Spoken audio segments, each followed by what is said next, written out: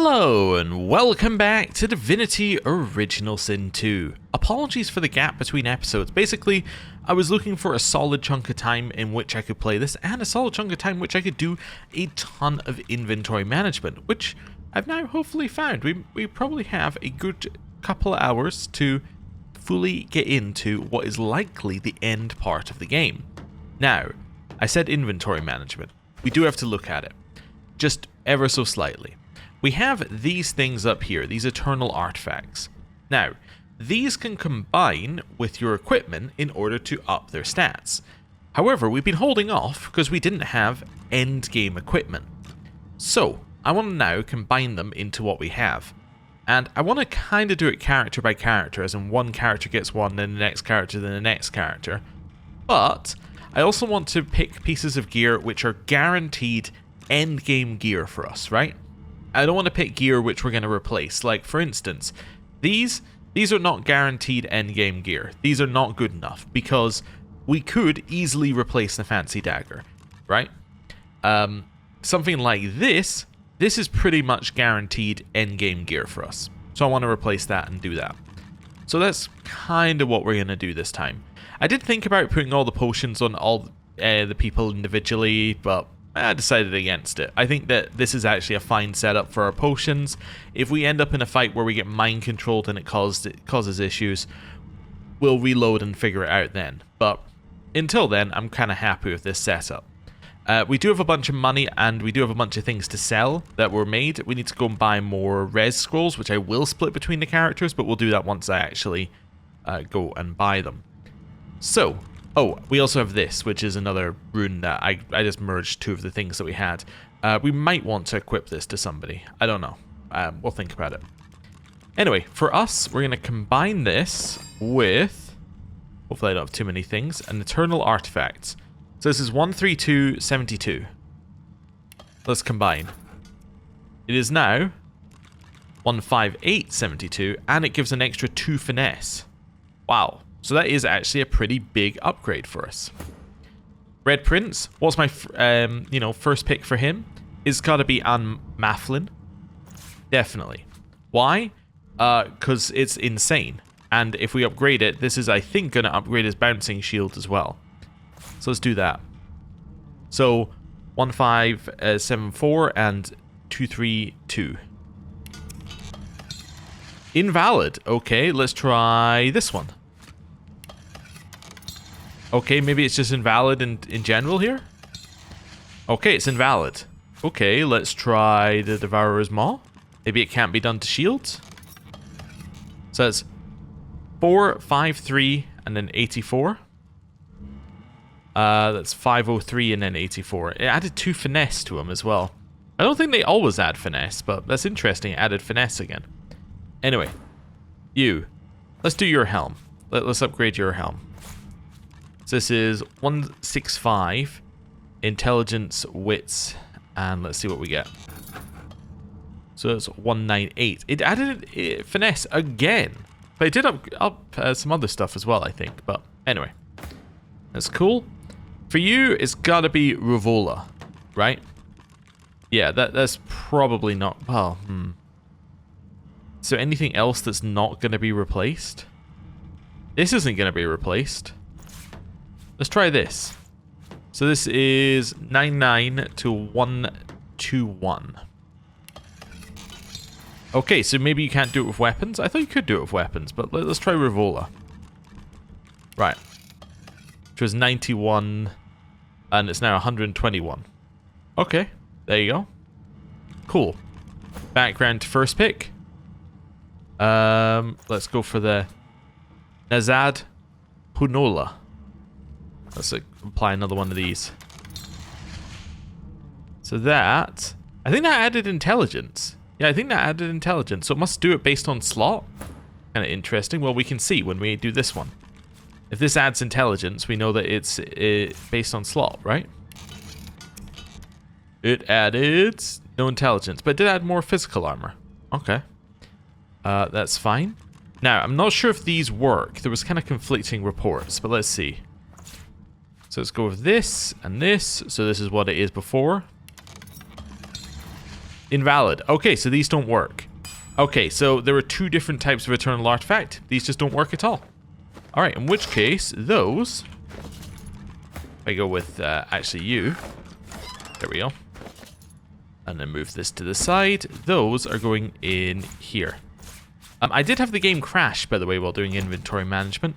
I installed a mod temporarily, which I've now disabled, called EPIP, which allows you to multi-select. I uninstalled it because it does a ton of other changes, and I didn't know what they were, and I didn't want to add it at this point in the game.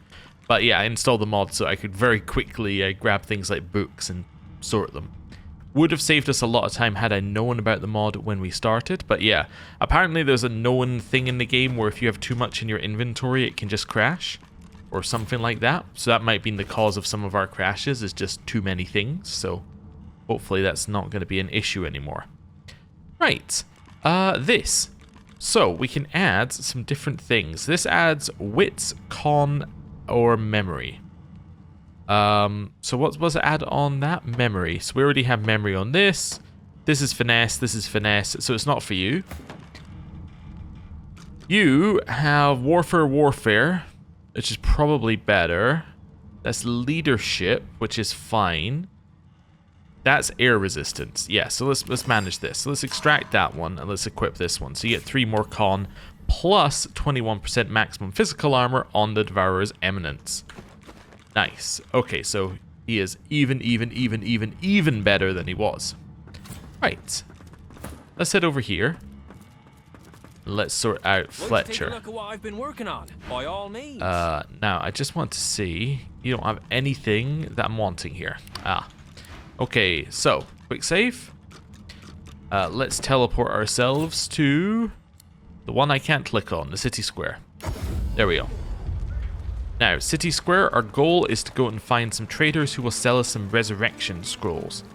It's kind of like our main goal in general here. Hello. I serve all whose may the gods watch over. I want all of those. And I want to sell you that. And I want to sort that. Wonderful. Okay. Let's leave here. Actually, you know what? I serve all whose may the gods watch over. I also want that, and that, please, and that, and that. Wonderful. Let's do a little balance. Right. Over here. What have you got? What'll it be?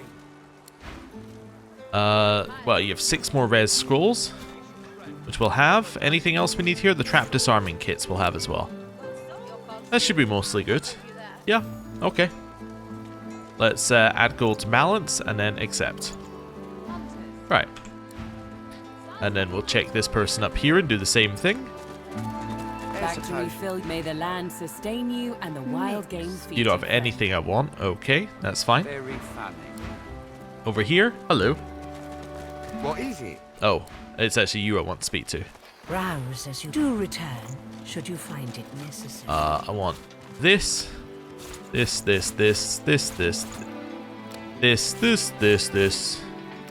Wait, these aren't empty. No. Okay, cool. Want all of that. Wonderful. And then I want to balance. There we go. Wonderful. Let's do that. Okay, so what I've done is I've quickly just chucked about 10 of those on each person, which should be fine. So now I think we're good to go. Let's go. We could buy more things. We might check if anyone in the cathedral has anything, but for now I think we're fairly, set. I think it's time to just head into the cathedral. We've been up this far, so let's do one last final check before we go in. Find a way into Lucian's tomb. Report back to Arhu. We already had everything.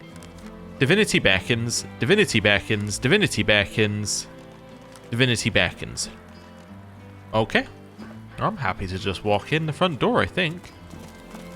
Avoid clicking up on more Whisperwood. Hello. Lucian's blessings to you, stranger. I'm Sister Avony, the head priestess of the cathedral. You have anything to sell?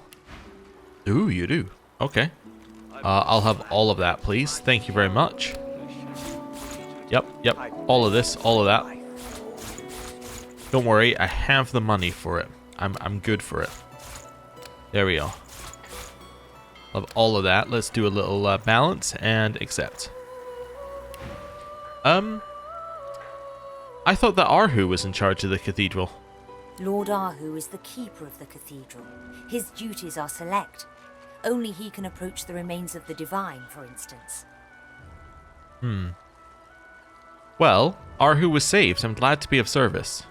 She gasps, then bows her head to you in respect. Divine blessings upon you. We shall always be grateful. Dallas has come to the cathedral with the aim of entering Lucian's tomb. Has the hammer succeeded? When the Voidwoken attacked, we hid pilgrims and priests alike in our quarters. All survived, I'm glad to say. But if Dallas had arrived during that time, no one would have seen her pass by. Yet without Lord Arhu's cooperation, she would have to pass the path of blood to gain access. And thus far, no one has survived the attempt. Can you get me an audience of Lord Arhu? Today! Another time, perhaps. Next week or next month? If you leave a name and address, I'll see what I can arrange. I wouldn't ask. Today is Lucian's day, and Arhu must give counsel to the lost. He cannot be disturbed. I wouldn't ask unless it was absolutely necessary. My intentions are good, I swear. Lord Arhu is deep in prayer and is unlikely to answer a knock at his door, no matter who knocks, or how hard. Very well. Here is the key to Lord Arhu's quarters. Lord Kem has posted a few guards by Arhu's door. Show them the key. They shouldn't bother you after that. Alright, well, that was easy enough. I didn't actually need a key, I imagine. I probably could have walked right in, but anyway. Ooh, bunch of pilgrims and another pilgrim. Ooh, pilgrim, pilgrim, pilgrim, pilgrim, pilgrim. Okay. Oh, another one as well. Ooh. What have we got in here? Devoted pilgrims, priest of prayer. They pledged their hearts, O Lucian, the lambs. Please return. They pledged their souls, O Lucian. Please return. Oh wow. So this is the this is the copy of the painting. Lucian and Damien. The Great War. The Ascension of Lucian. So there's Lucian ascending against all of the wicked creatures. Lucian and Damien there, and then there is the Great War. Okay. Great War. Cool. What else have we got in here? Arhu and Zandalor finding Lucian. Zandalor sounds familiar. Yeah, Zandalor sounds like he... Is he from the... He must be from Divinity 1. Lucian slaying Damien. Cool. Alright. Well, let's head this way. Please return. Pilgrim... My life, Oh, Lucian. hello. I pledge my life. Please return. What's up with the chicken? To you, O Lucian. Please return. I pledge my sow to you, O Lucian. I'll have that. Please Hello. return. Shh. I'm praying. Something's gonna happen. Is it? I pledge my sow to Prayer you. is silly. My tongue is tired. I pledge myself to you, O Lucian. I pledge my Please. soul. Please return. You're not Lucian. I pledge my soul to you, O Lucian. Soil to you, O Lucian. I'm going to say the prayer 1,000,000 times more than anyone else. To you, O Lucian. I just noticed they're saying it wrong each time. Oh, that's funny. Pledge my life, O Lucian. Please return. Okay. I found something. I pledge my life. What did I find? Oh, I found this. He doomed us all when he adopted the baby Damien. I wonder what I would have done in his place. I would quick save. Alright, maybe they won't be mad. Okay, they're a little mad. I pledge my soul. Yep, do it.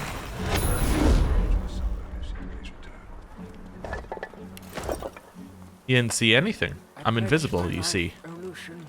Gloves of the Faithful. Ooh, could these be gloves for you? Maybe.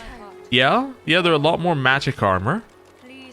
They give you intelligence and aerothurge. You lose your hydrophysist, but you gain some con and some movement. I think this could be it. Worn only by the most devout zealots in Rivellon, each piece brings one closer to the divine. Oh, is this part of a set, maybe? Like, of the Faithful set? That's cool. Right, and then the rest of this I don't really care about, but we'll sort out slightly. Okay, cool. Let's have a look at this. Lucian, he doomed us all when he adopted the baby Damien. Oh, I see there. I wonder what I would have done in his place. Little Damien there. Right, quick save. There's where Arhu is. Do I just want to walk straight in, or do I want to go this way? Maybe just walk straight in the front door? I don't know. Let's see. Am I allowed to? Ho, pilgrim. May Lucian return. May Lucian return. The prayer seems to echo in the hollow space inside you. May Lucian return. May he return indeed. Maybe then we can stop praying and get back to our lives. Alright. I said it echoed in the hollow place inside me. I wonder if something else could happen there. That's interesting. So that'll be the path of blood, so let's assume that potentially that's for some other... Like, that's later. Let's assume. It has unique music and it's a literal path of blood. Probably not, you know, like a non... like, that's probably somewhere that will advance the plot. Oh, we got all sorts of paintings here. Duna, god of the dwarves. Did they really need such a big painting? Amadia, mother of wizards. She's cute for a sauce sucker. You know, very cynical there, Sabine. Vrogir of the orcs, the bloodthirsty degenerate. I wonder what happened to the orcish god Woken. Zantedza, goddess of imps, mirth, and laughter. Something tells me she's not laughing now. Zol Stissa, the lizard god. The artist has certainly captured her arrogance. Ooh, what's this? Oh, it's just a scythe. It's not like a scythe we can take for any particular reason. Okay. Tirsan Dilius. If only my people could know his true nature. Rallic, a swindler and a brute. Alright. Well, those were damning reviews of the gods. Let's have a look over here. Anyone in here, or just... No, not really. No, nothing in here. Might as well walk in case we find something. Nope. Okay. Well, let's leave here then. Lucian's Day suggested hymns. Can we read that without them being mad? Hopefully. Be thou my light, divine mercy, onward, upward, sing loud his song, awoken in the seven. Rise of the Empress and annotated history of civil war? Can I stealthily read? The story of the outlaw Empress continues to pit historians against one another. Many believe she is a myth, while others claim she is the only explanation for bizarre civil war in the ancient empire starting approximately 450 AR. Some elements are consistent among the tales. She was a ruthless warrior of the desert, tribes uniting hundreds under her banner. Her combination of charisma and heresy drew the attention of the empire, who reacted with outrage at her plans to conquer the throne. All record of her disappears after this point, although one exiled scholar declares that she was assassinated by the House of Shadow. Remnants of her cult claim that she lived on in her dragonbone armor, devouring souls to grow her strength and be reborn. Fanatics are prone to fantasy, of course. For so many centuries we may never discover the truth. Also, that's about the Devourer's armor. I see. So what are these? These are the books on individuals. So can I read these? I can. Okay. This manuscript is about the goddess Amadia is or was clearly in progress. The goddess Amadia was an outsider, preferring to live in complete solitude. As the millennia passed, 6 races spread over the continent, and one day she had a dalliance with a wizard. This coupling resulted in the birth of several demigods. She granted her lover immortality and decided that she would act as patron mother of all wizards. Although wizards are not considered a separate race, many are proud to worship Amadia as the mother of all magic. Okay, we speak to you. The scribe doesn't notice you at first. She remains utterly focused on her writing. Finally, she glances up. I'm writing about Amadia, the mother of all magic. Truly fascinating. Cool. See if there's anything else to read here. Well, there's Zolstissa. The reptile god Zolstissa wished to command a proud warrior race and was the perfect match for the lizards. Under her guidance, the imperious lizards developed a rich and varied culture, matched in quality by its robust political framework. The scribe glances at you from her manuscript. I'm trying to write about Zolstissa, the graceful warrior. Please, no more distractions. Okay. I wouldn't dream of it. I have the feeling no one's in control anymore. Right. Duna. That's what I'm looking for. With their god's power, the races grew stronger too. Other deities could not compete, and so smaller gods vanished or were consumed. The burly Duna molded dwarves in his own likeness and even lived alongside them in mountain caves. The scribe chews absently on one end of her quill. The page before her is filled with tales of Duna. Long of beard and short of stature. It's not the most original description of Duna. I hope you won't take offense. I probably won't mind. Tircendelius, the poet, made the woodlands his domain and guided the elves to grow and prosper, blessing them with near immortality and wisdom. From him, the elves inherited their haughty charm and intense need to chronicle the events of the world as they develop. The scribe writes very slowly and deliberately. You see the name Tircendelius at the top of the page. It's another new way to pronounce the name. Tircendelius might have known the poet, but it still seems strange to write about him on what used to be a tree. That is a little bit weird, actually, now you point it out. Yeah, in fact, elves and reading books must be a very weird thing. Ooh. It says very little about the origins of the orcs or their scarcity in modern Revellon, using a lot of words to communicate precious little. The scribe squints as she reads back over the page she's just written. You catch a glimpse of text extolling Vroegir's bloody virtues. No wonder the orcs vanished, considering how brutal their god Vroegir was. I'd disappear too if I was one of them.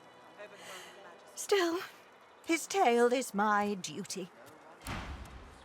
Alright, and then we have Rallick. The Grandmaster's chamber must... Each of the 7 took the source they received from their devotees in worship and used it to gain power. Rallick, the first of the 7, became the patron of the humans, encouraging them to be fruitful and multiply. The scribe fills the parchment before him at a rapid pace, a self-satisfied smile playing on his lips. I've been tasked with writing about the deeds of Rallick, first of the 7. I'll wager my work will find more readers than the other 6 combined. Doesn't mean it's any more valuable, though. Right. Let's go in... Oh, in here, I guess. Okay. I doubt it.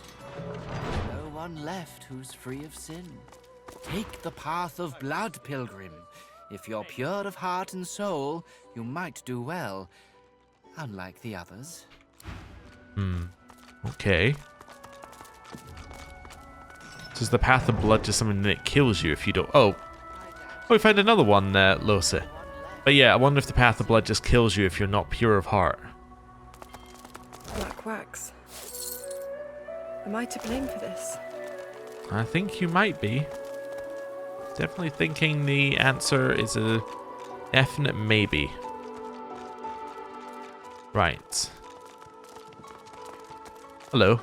I wish I could be working that fancy wedding I keep hearing about. I'd earn more gold over there than serving up slop to priests here. Yeah, but they are all dead, so you might have got the better end of the stick. Right. Quick save. Hello. Lord Arhu was returned. Thank the gods. I saved Arhu. Thank you. We owe you a great debt. I'd like to speak with Arhu. You may proceed. I'm looking for Dallas. It's a known fact that she came to the cathedral. When was she here? I haven't seen the likes of her the whole time I've been stationed here. And I think it's fair to say I'd remember if I did. Fair enough. Didn't mean to accuse. Up, Paladin. The Grand Master's chamber must be protected. And in we go to the Grand Master's chamber. Hello, Charlie. Hello. Hey, have you got my ball? Why the long face? Smelly person threw my ball away and I couldn't go fetch. Threw it off the balcony and I couldn't find it. But then Master Ahu came back. So that's nice. I love Master Ahu. Smelly person? Who could that be? Friend of Master's. Used to smell old. Now he smells rotten. And he's mean. Threw my ball away. What did he smell of?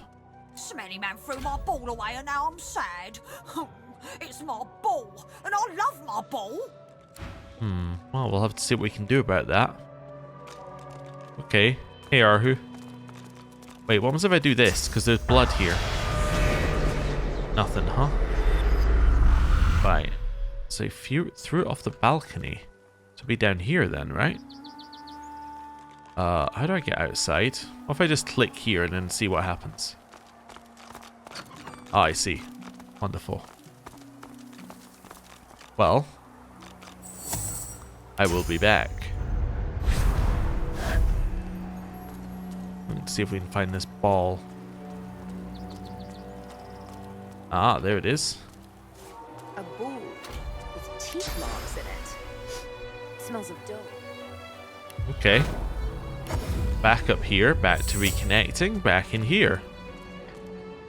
Well, I got your ball. Oh, it must be Linder Chem. That must be it. So you must be able to get in here, say you're going to speak to Arhu, you find the Linder Chem's thing via this, and that... Okay, yeah. Hello? I found your ball. Oh, fantastic! I've heard much about Master Arhu. He sounds like a very good master. Yeah, but Master Ahu went away with the smelly man, and then he came back. Yeah, I'll be at Linder Chem, 100%. Anything else in here, or are we good to speak to Arhu? Key to Arhu's chambers, thing there. There's stuff outside, but not a lot outside. There's some whisperwood that I'm not that interested in picking up.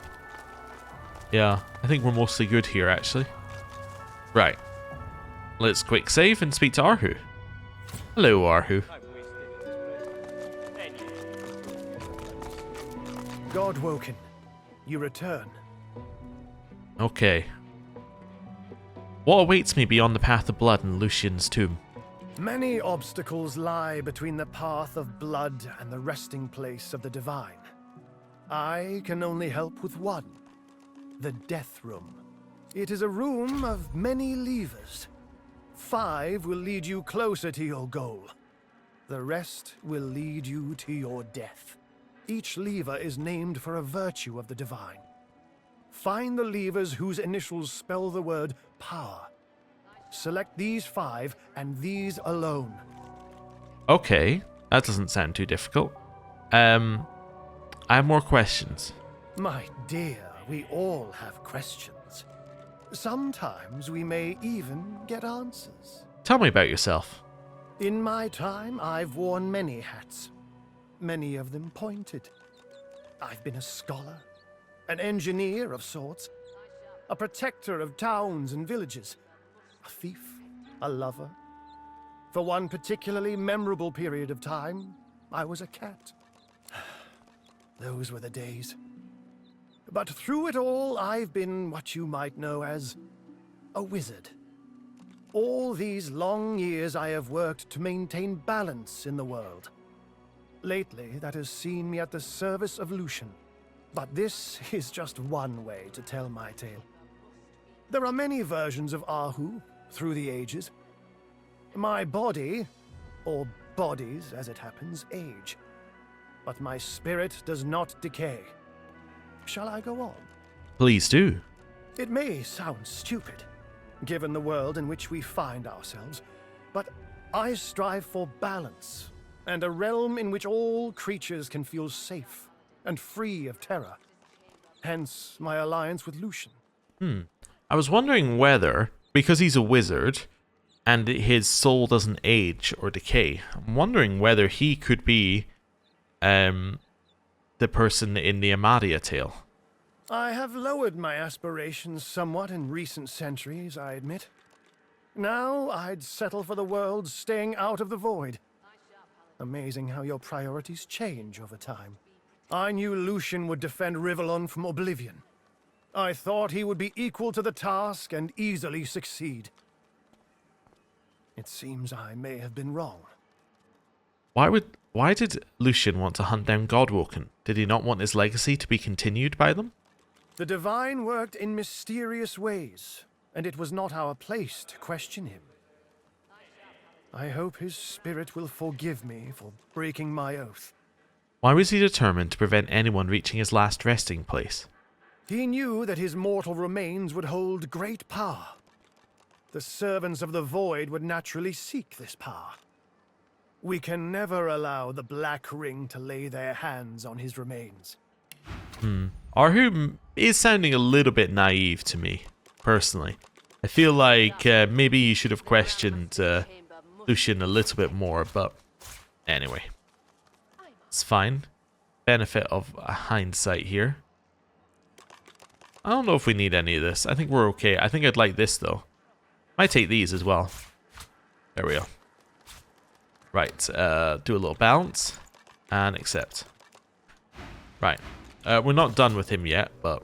right, we'll send that to Lose. Send that to the Red Prince. Actually, you know what we can do with that? We can just send that straight to Lady Vengeance. Here, these are all going to Sabile. There we go. They're only really there in case we get another piece of equipment. Apparently I can't sell this. Oh, in which case... There we go. That'll solve that problem. Right. Hello. Oh, we'll do a quick save. Hello. Godwoken, you return. How do I use the amulet in the scroll of the scroll of atonement? Put the amulet on and charge it up by consuming source.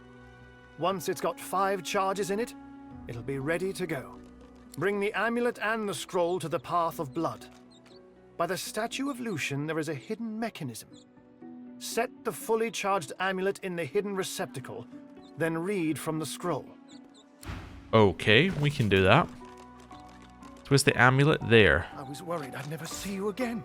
Right. Back up here. This can go in my key bag. Right, so we put the amulet on. It gives us replenished source. I see. So then what I can do is I can open this. Drop 4 of these on the ground. There we go. Another one. Cool.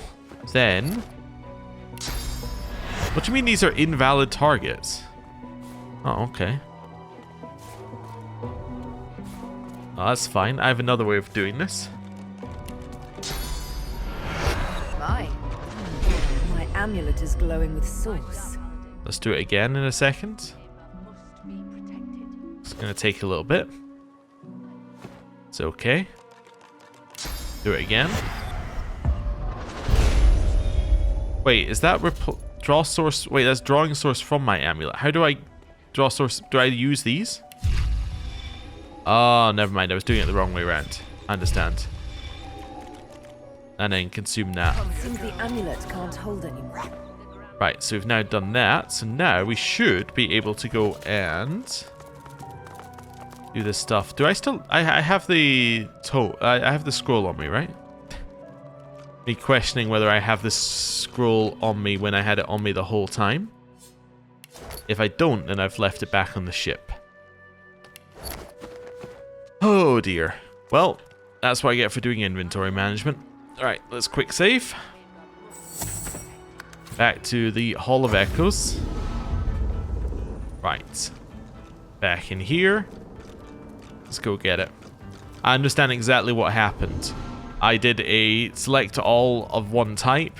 I selected all of the books. And in the books thing, there was also, you know... That's the wrong one. Where is it here? Yeah, in the books type, it just so happens to also include a like this scroll. So now I just need to find that scroll again and then zap it out. I thought I hadn't selected it, but that might have been before one of the crashes. There we go. Wonderful. The destination pyramid doesn't answer the... Yeah. I get it. Oh, we can teleport here. Oh, that's cool. Oh, to this thing. Oh, let's do it. Candles bathe the bare feet of the winged stone figure in warm light as she reaches to the ceiling.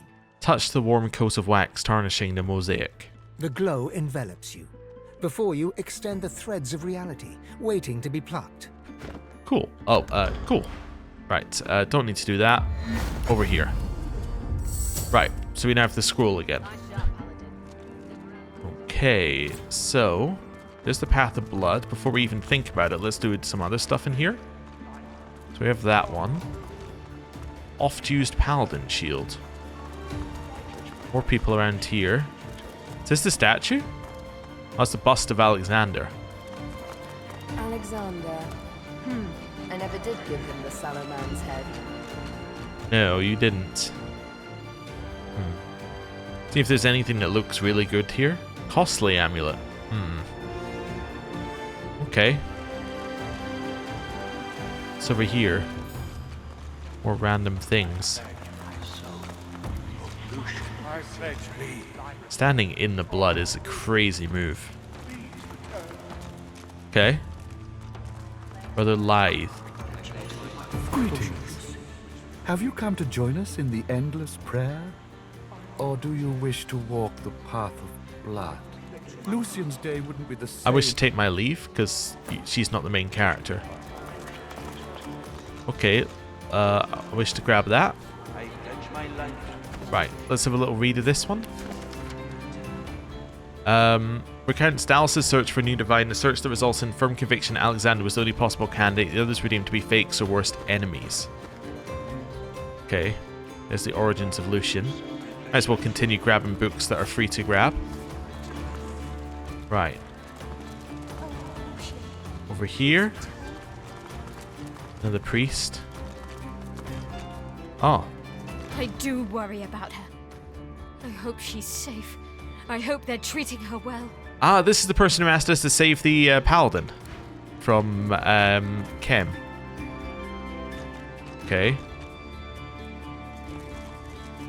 This is the statue of Lucian?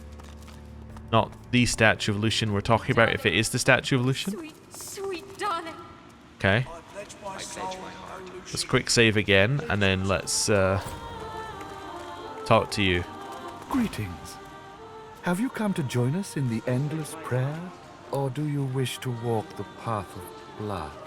Lucian's day wouldn't be the same without the faithful gathering to petition for his return. The more voices that join our cry, the better. Tell me about the endless prayer. The signs suggest that if we pray hard enough, Lucian will return to save us.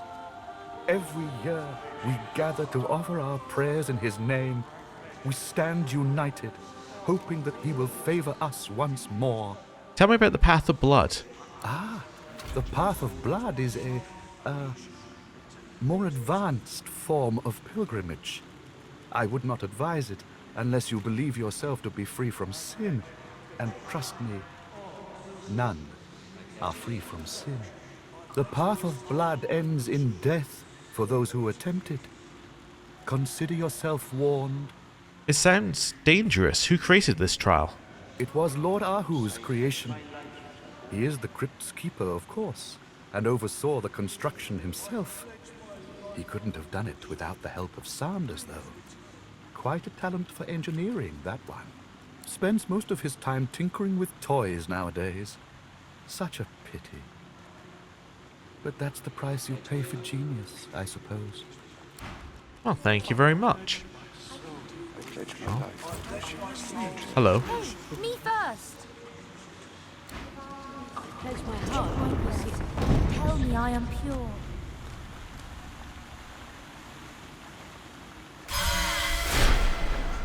Let's see that she's dead. Okay. That's the statue of Lucian that we need to put the thing in. I understand. Well, let me just double check my steps. Must be worn in charge of source, then placing the mechanism on the pillar in the left of the chamber of Lucian's statue on the path of blood. Reading the scroll will then open the way. Let's do this. Also, let's do this for now. I pledge my heart. We can see all the dead hopefuls. Over here. Gonna save. Looking at this, I'd say we're close to Lucian's body. There's a curious-looking panel discreetly nestled upon the wall. Upon it is a lone button. Take a closer look. There's a slot in the center of the button. It looks like something should be placed in it. I'll place the toy seller Sander's amulet in the slot. The amulet fits the slot perfectly. The mechanisms around it begin to glow with source. Produce the scroll of atonement and read it aloud. The button slowly sinks into the wall, as if pushed by an invisible hand. The source fades from the amulet, consumed by the inner mechanisms of the button. Gears turn behind the ancient walls, almost like they're acknowledging the words you spoke. A nearby hatch in the floor unseals itself. Ooh. Special camera angle for that one.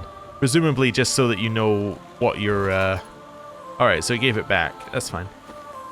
Just so you know where to go, I'm guessing, because they want you to know where to go in this part of the game. You help me loot all this? Thank you. Right. I mean, it's not like they're going to need it. Right. Wonderful. Back here. Let's see. Identify. It's not very good. Sell those. Sell that. Sell that, I guess. It's okay. Right. You. Let's start looting some bodies. I like the change up with the main theme. It's cool. Hello. I gave away a small fortune to the cathedral and the schools and the poor on the streets. I paid what was owed. I should be cleansed of my sins.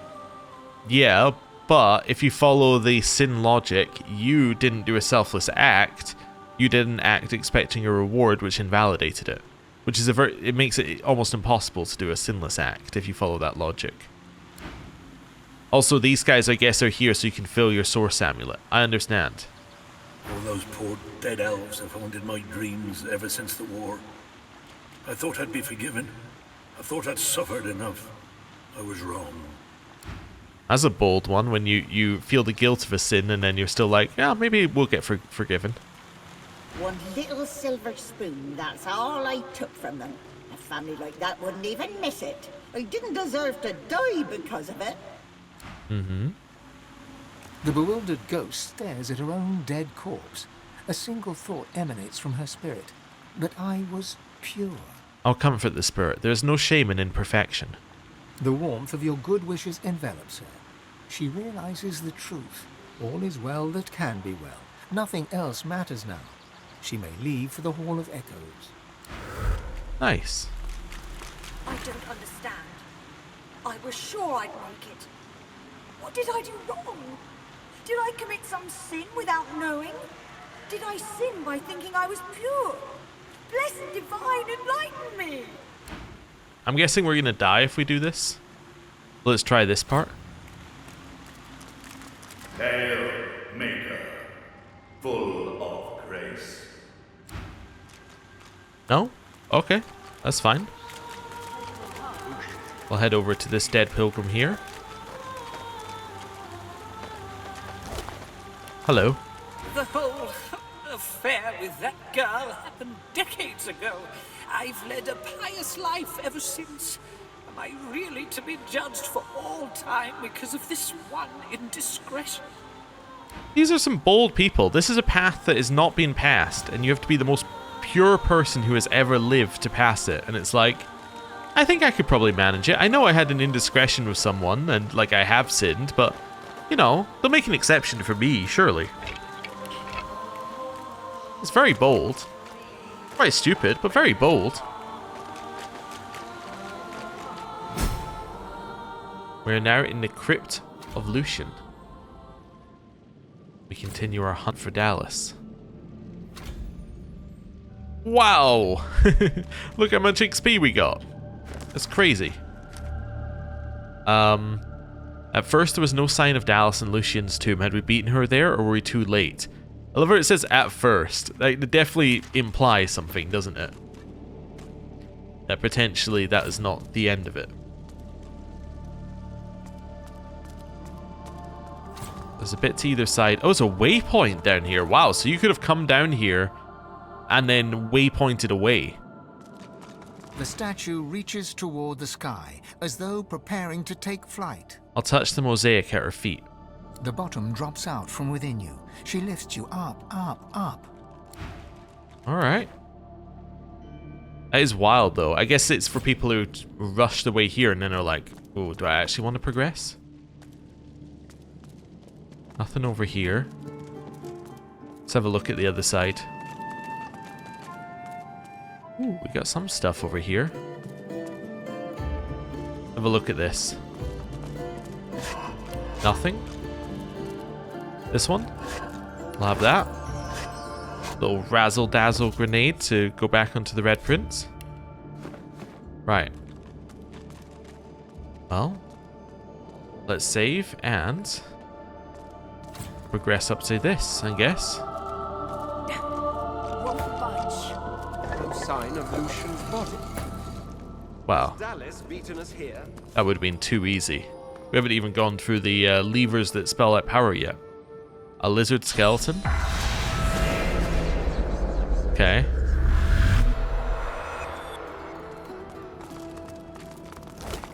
Nothing. Nothing. Nothing. Quick save. What's this gonna do? The blessed altar seems to want to be touched. I'm gonna lay a hand upon the stone. The altar seems to respond. Beyond it, something creaks, as if the pipework was moving. The sound comes from beyond the altar, but also echoes and gurgles behind.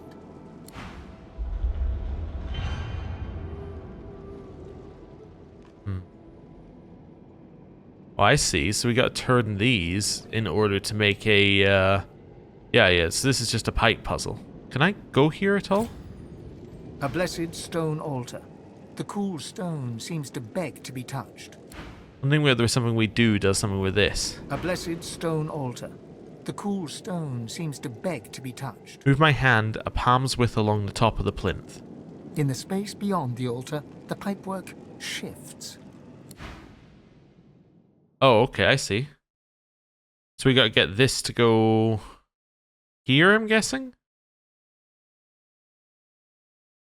It's an interesting move to have this be the way that the game progresses, but that's okay.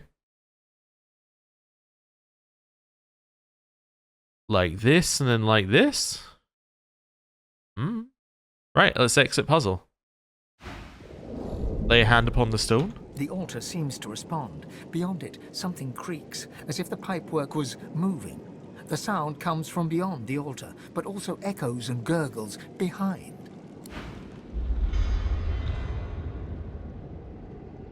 Okay. So I'm assuming that this will just go all the way through? Oh, I think I figured out what we've got to do, though. Yeah, I understand the problem. Yeah, this is also wrong, but I understand the problem here. A blessed in the space. And then the final one must be reset. So this has to... Oh, wait. Oh, I also figured out what's wrong here. Yeah, this is interesting.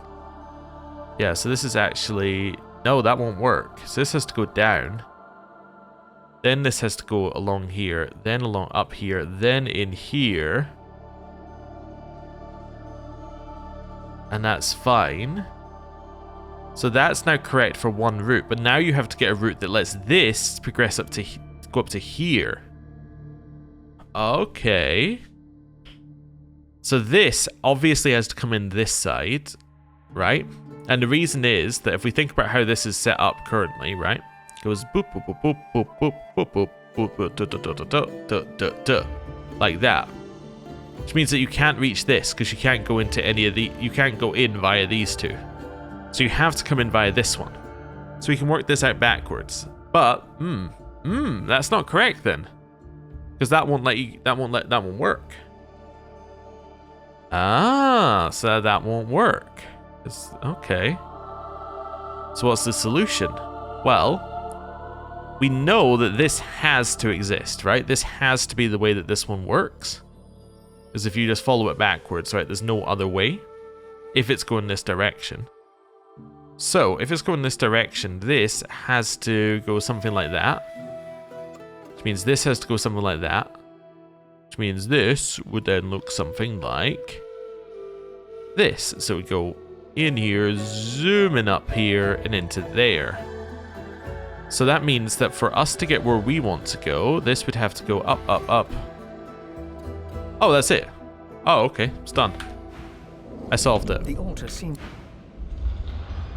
Let's have a look.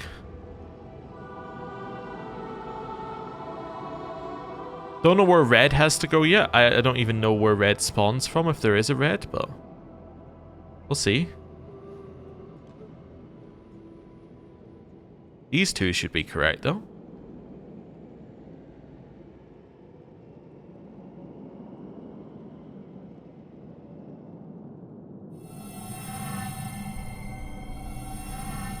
Wonderful. Red must spawn from here. Ah, but isn't even spawning yet. I see. A blessed stone altar. In the space be... Okay, let's figure this one out. So red has to be here. So we know that red's going to come out of there. So this has to go down like this. Right? That's has to. Can't go here. That's already locked in. So it has to go this way. Right? It's the only way it can go. So then this has to go down here. Means that has to go like that, which then crosses over here. So that's going to go down this way. Cross over here. This is currently not in use. That would be correct. So I think this goes like that. This goes like that. And then this goes like... Very annoying that the game crashed, because we'd solved the puzzle. The blessed altar seems in the space. Right. Okay. Where were we? It's something like this. Yep. Then this. Then this. Might as well do this one first, because it's the one I already remember. And it'll make everything else fall into place. Right, let's do that one, and then that one. Right. Exit. Quick save. In the space. Back in here again. Okay, so that's that one's set in stone. That works. This one we know it has to come out and cross twice, which means this has to turn. Then this has to do this. That has to go up there.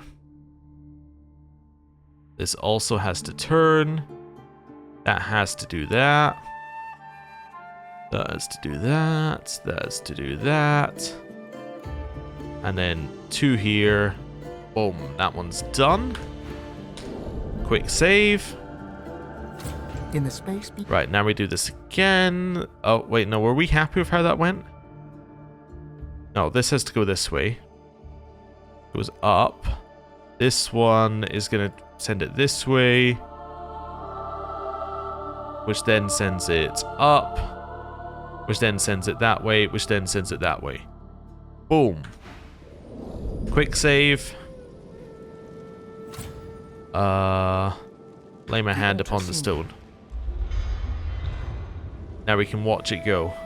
Except that this needs to turn. So we need to do something with this to set fire. Maybe we have to set fire to it or something? But this definitely works. That's blessed fire, that's blessed water, and then that's blessed blood? Okay. So we need to somehow put blood on this, I guess. But this will work. So this will fill this one and that one. Yeah. How do I get blood on it? It's the important question.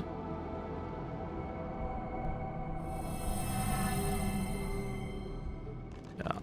Or how do I spin that? Can't reach.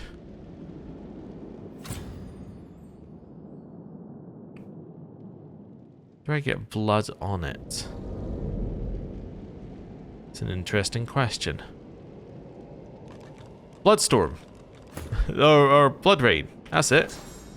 That's how you get blood on it. Use blood rain. It's so simple.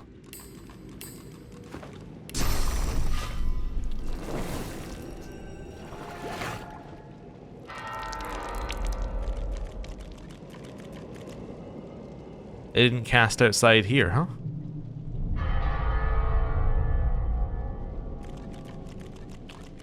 So how do we turn that valve without turning that valve? Yeah. How do we do that? Oh, wait. Wait, okay. Peering through the iron grating, you can see how... No, that's fine. I understand what we do. Blood rain.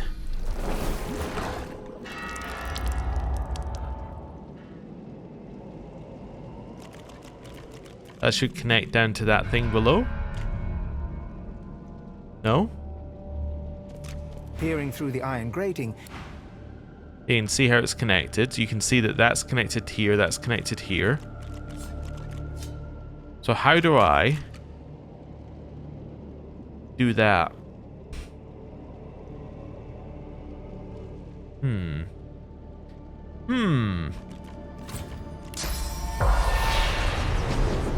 There's no spirits here. There's nothing else in the room, just to confirm. There's nothing else. What was that noise? Okay, there's nothing else here at all. Is there any other way we could place blood on this? No, don't think so. Let's do this here. There we go, we've covered it in blood. Ah, now it's appearing. So now we need to bless that same blood. So now I need to bless it.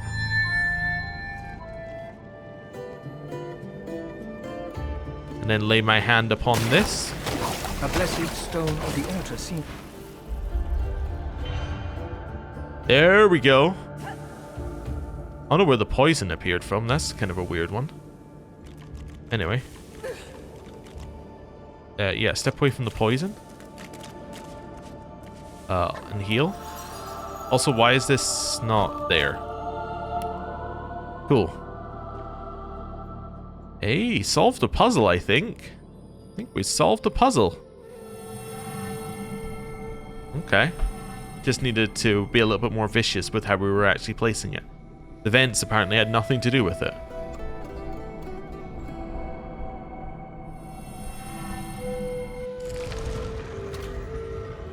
Aha!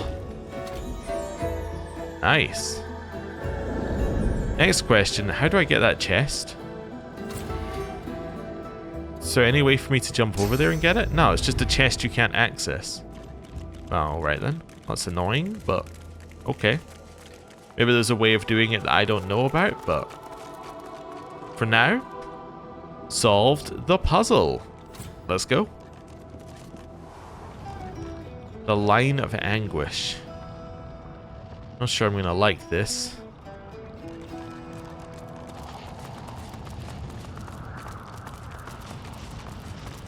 No traps?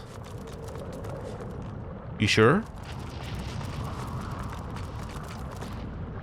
It just did an autosave for me? Venture no farther. Only death lies beyond. Blood need not be spilled. Bones need not be broken. Preserve thyself and flee. I want to continue. To cross this threshold is to plunge into thy grave. Do not decide in haste. I wish to continue.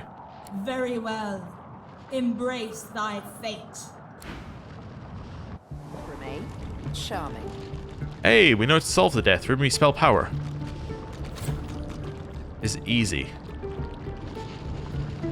I'm gonna leave everybody else alone here. Oh. Hello.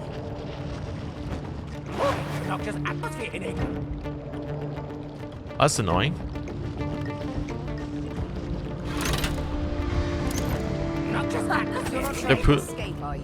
They're pulling random levers. I hate that. Alright, who's next? You are. Okay, well.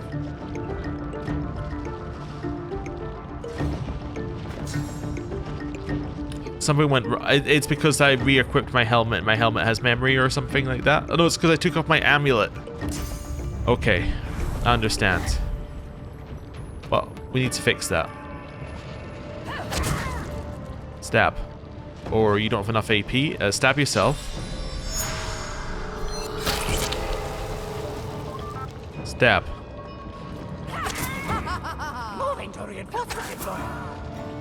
Wonderful. Who's next? You are. Okay.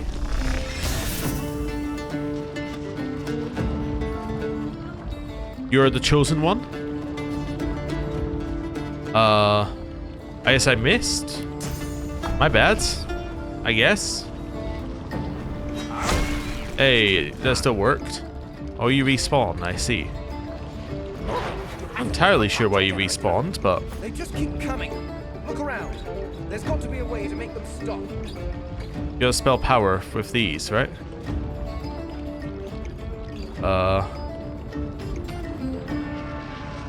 Yeah, okay.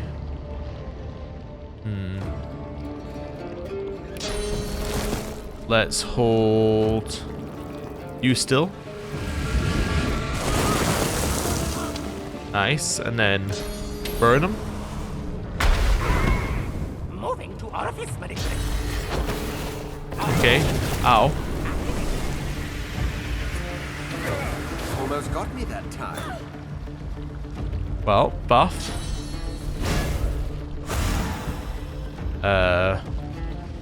Let's do soothing cold. Then we're gonna do global cooling. Okay. And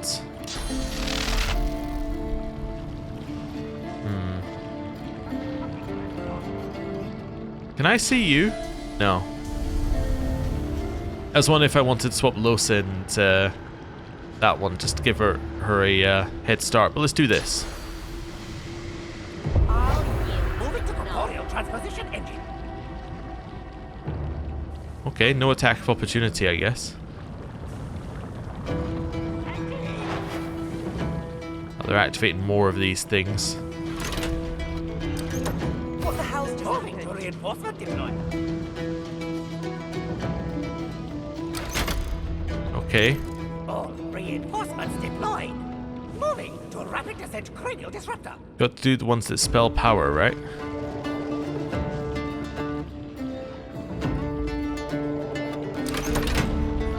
Don't know which ones they're actually pulling. Okay. Power. So empathy must be one, right? Because that's part of power. Let's go here. Let's go for empathy. Fearlessness isn't. Head through here. We got a lot of movement that we can do here. Power. Power. Oh, wisdom. Something happened. Okay. So I'm looking for an R, an O, and a P. R-O-P. I'm just seeing what ones we've got around here. R-O-P, R-O-P. Okay. So it's none of these, obviously.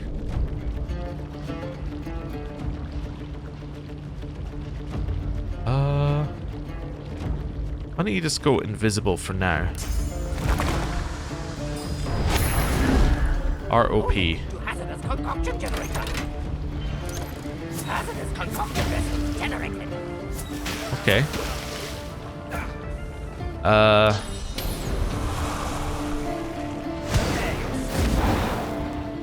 So we're looking for R-O-P. R. Do it. So O and P are left. And M over here. So Laura is dead again. We need to revive him. Okay.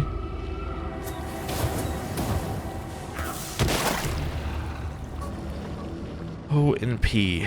O and P. And nothing over here, but it must be one of the ones over here. I just can't see them yet. Okay. I don't really want to kill them because they just come back, so... I don't know, I guess mend metal? And then end your turn. Okay.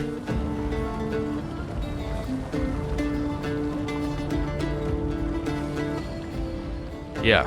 Okay. Closer. Really need it to be your turn. There's O. Still don't see P yet, but P must be one of those two. Let's do O. It feels like that lever did something. And then... yeah, nether swap.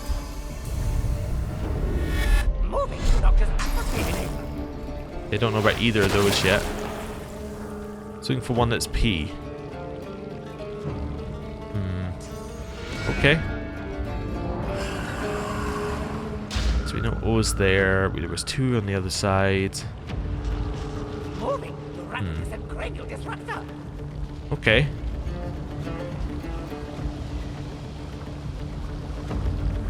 So it must be one of these 2 in the center, I think, because we don't know what those 2 are. Yeah.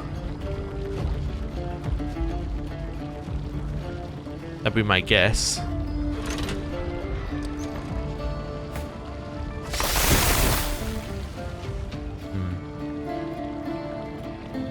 Over here? It says nobility and potency. That must have been the last lever. Nice. Okay. Now we can heal here. Okay. And then we can re-enable. Let's see which ones I'm missing. So I'm missing this. But if I click on them, they should... like, if I do this, that should work, right? Yeah. Okay, that one is gone, though. Adrenaline... oh, can only be cast in combat. What am I missing? None of them. Oh, adrenaline was missing. It can also only be cast in combat. Alright. Anything else in here, or... no, just these things. We'll grab these anyway, just in case. Yeah, I didn't pick up things for like a whole 2 rooms, and now I'm like, oh, maybe I could pick up things again. Okay, if we hadn't got the Arhu clue here, we would have been here all day, and it would have been very annoying. Alright, yeah, I need to res Sir Laura. Where's my thing? Is it in my supply kit? It is. Okay. Right. They're back. Wonderful. So they obviously just ran through every trap there. Ooh, chest armor. Oh, lucky find. And a sword. And dead man who did not have a spirit. Okay. So this is getting sold by the Red Prince. This is unique chest armor for the Red Prince that he can't use. Ah, okay. So you might be saying, what's the point of all of these random pieces of armor that you can't use that are really, really good? Well, these things like the Devourer set and the other one here, the Spore set, and I think the Vulture and the Captain set, they were added as DLC later. So, I think, because they're part of the extra mission things. So it was one of their free DLC. So yeah, that's why all of these exist. Because, or that's why these pieces of equipment exist. It's because these were the best in slot equipment before that, basically. So yeah, see ya. Not a lot we can do about it. We have better equipment. Not really anything to do. We just have better equipment. Right. Let's go. Okay. Solved one puzzle, walked across something, and then we did that. Okay. Hello. You reach for your weapon, but as the small Voidwoken skitters forward, you get the sense that it's not here to fight. It's here to speak to Fane. It looks at Fane, clicking and chittering in excitement, and introduces itself. Fane starts in shock. He knows it. Well, this is Fane's business. The Voidwoken was a colleague from Fane's days at the Academy, his assistant. It claims it knows how to save the Eternals. It promises Fane that if he can snatch the powers of the Seven, then he can restore his people. Not under the rule of the God King or the Void, they would finally be free. Fane turns away, pensive and quiet. Even as a skull, you can see the pain etched into his face. Fane? Do you know, this Ark's place doesn't look half bad. Okay. Tell me about the small Voidwoken you spoke to. It seemed like an important conversation. Important does not do it justice. She tells me there is a way to save my people. The power of Divinity could bring them back. Not as monsters, but restored to their former glory. I could have my old life again. Well, where would all these extra people live? That issue is not as pressing as you might imagine. The Eternals cannot be eternal without the source your god stole from them. No, if they return, they will reclaim their source. The source that was used to create you. And by you, he means everybody else. If the Eternals come home to this world, we will live in it as your masters. You will be our slaves at best, our food at worst. So what are you gonna do? I'm not sure. I need to think about this. It's just, they're my people. Although, well, so are you. Well, that's nice to hear. I'm sorry. I can't talk about this right now. I like how we could just tell him, hey, I think it's time that we broke up at that moment. But no, I think he's gonna side with us. Hopefully. The truth hangs heavy upon the air itself, unspoken. This is the point of no return. Somewhere beyond this point, you shall be undone, or you shall ascend. There is no middle ground. Alright. This is literally the point of no return. The game has put it up in lights. The point of no return. Okay, so this is the end of the game. And we're obviously going right in. The truth hangs heavy upon the air itself, unspoken. This is the point of no return. Somewhere beyond this point, you shall be undone, or you shall ascend. There is no middle ground. I'm ready for this. I'm going to step into my destiny.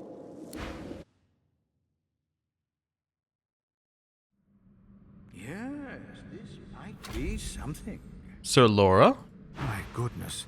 Here we are, Quercus. This is it. What do you mean, Quercus? Of course I'm prepared. I have my noble steed below me, and my trusted shield beside me. What more could I need? His whiskers crack into a mischievous smile. And I may have cracked the spell that will stop the great acorn in its furious tracks, if that's what you mean. That's right, Quercus. We've done it! Sir Laura turns to you, his beady eyes shining with pride. I owe you an apology, Shield. At the start of our journey, I wouldn't have believed an elf would lead me to the discovery that would save us all. But I see now that my prejudice was foolish. Without you, Quercus and I might still be stuck on that abominable prison island. Now here I am. Here we are, on the brink of saving the world. I'm impressed that you cracked the spell. Shouldn't you use it now? Indeed, Quercus and I will find an advantageous location and do just that. Meanwhile, you must prevent the servants of the Acorn from interrupting us. Sir Laura takes a slow, deep breath and lets it out in a rush. You feel it, don't you? It's so still. But there's something behind it, too, like a thunderclap waiting to fall. The great acorn is nearly here. Its servants are poised for impact. We've known this moment would come. Now it is time to put my research to the test. I am ready. Quercus is ready. And you, Shield? It is time. Sir Laura nods in return and grabs your pinky with his tiny paw. He gives it a decisive shake, then salutes. No matter what happens next, Shield, There's something Quercus and I want you to know. It has been an honor. Now, onward! Onward! And Sir Laura is gone. That's him. That's this Sir Laura quest. Oh, alright. I don't know why I'm still sorting out my inventory to sell. There was something I came in here to do. Yes, is this. Oh, I didn't even mean to bring those, but that's okay. Chuck 2 of these down here. We got a little bit source vampirism, so I feel like it's worth doing this. We could have always gone back and used the like the well and kept our tokens, but I mean, what am I saving the tokens for? You know.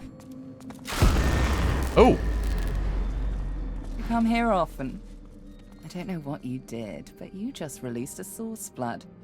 I thought I'd come and see what all the fuss was about. Should have known you were getting yourself into trouble.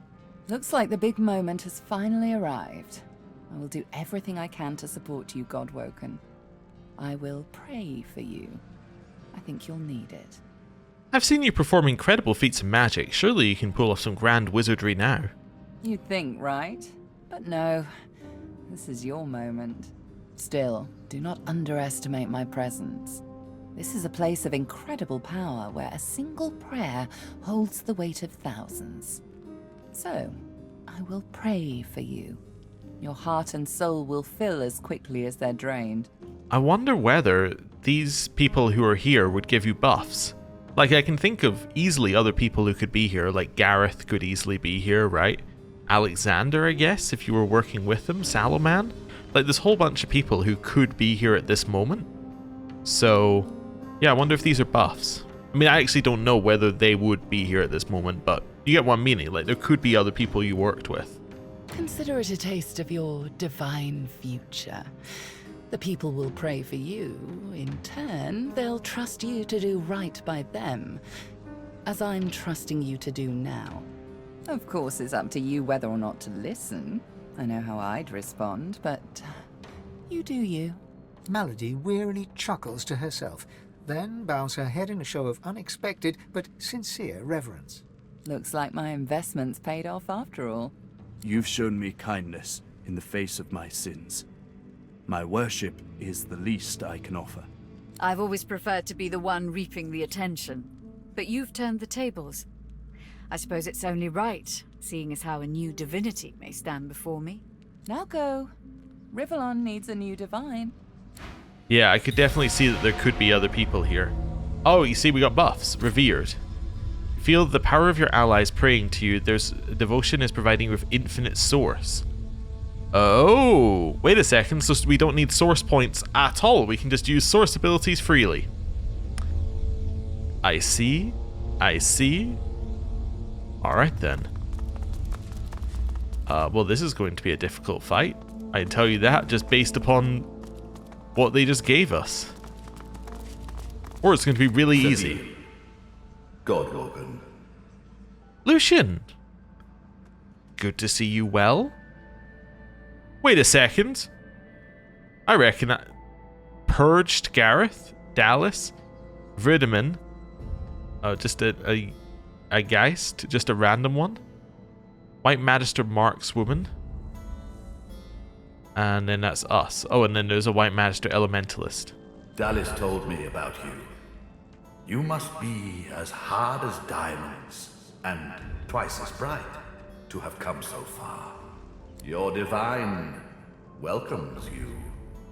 The divine you thought dead lords over the chamber from a granite throne. He moves to speak, but it's Riedeman's voice that next pierces the air. What a twist. Lucian frowns at Riedemann, then turns to the silent monk standing near and smiles widely. Reality sets in. The monk is Gareth. No longer seeker, but slave. Oh, Gareth. He was always so devoted, and so stubborn. In this form, his faith won't falter. The ideal servant. I underestimated you, Godwoken. You have proven to be a formidable foe. You have my respect. Respect? Indeed. Lucian's gaze rests upon you and goes through you. He takes your measure entirely. Lucian, we should tell the Godwoken the truth.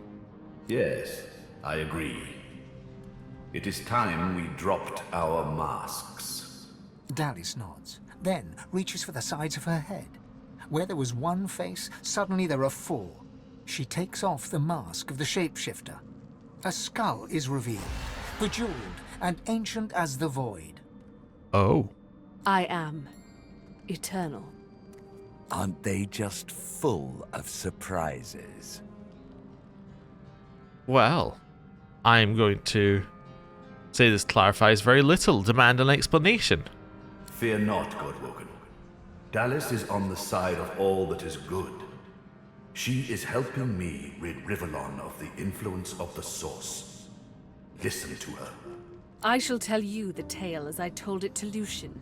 Long ago, the scholar Fane discovered that the veil between the world and the void was made of Source. Our 7 lords desired this power. Of course. Yeah, okay. Silence, slave. Our king forbade the 7 to reach for this power, but they didn't listen. Instead, they rebelled and sent the king and his people into the void. With the Source they stole from the Veil, the 7 created the races so they would have worshippers. Why would the 7 lords have needed worshippers? During their lives, worshippers collect souls. When they die, the gods feed from them. It's an ingenious system. Our souls are nothing but vats for the Source-hungry gods. The 7 made a mistake. By taking its source, they tore a hole in the veil, and it is through this hole that the void finds its way into our world. The 7's lust for power let in the void. Our goal is to close the hole they created, to restore the Source to the Veil. Yeah. Just an important clarification here. With the Source they stole from the Veil, the 7 created the races so they would have worshippers. Very important bit here. So, if they stole the Source from the Veil to create the races, where are they getting the Source from to patch up the Veil? It's going to be from the races, right? So that would mean that everybody would die apart from the Eternals who would be back. So this is kind of what Fane was being asked to do, I think. When we are done, there shall be no more Source in the world. Rivellon will be finally free from the gods that enslaved them. Unless I misunderstand. Well, I guess you could take the Source out of people. Well, no, when you take the Source out of people, they tend to explode. I don't know. Wouldn't closing the hole doom Dallas' king and people to endless void? My people cannot be allowed to return from the void. They are tarnished. They are void-woken. They can only bring chaos and death and... Okay, so that's the difference between Fane's option and their option. Okay. There is more, but she hesitates to share it. Then she decides that she must. I was a child when the God King tore my family apart. I was purged of Source and left to rot in a putrid tomb. A child. A child, you say? Fane, I know that you had a family. This wouldn't happen to be a relation? It was hell. A hell I suffered for the sins of my father.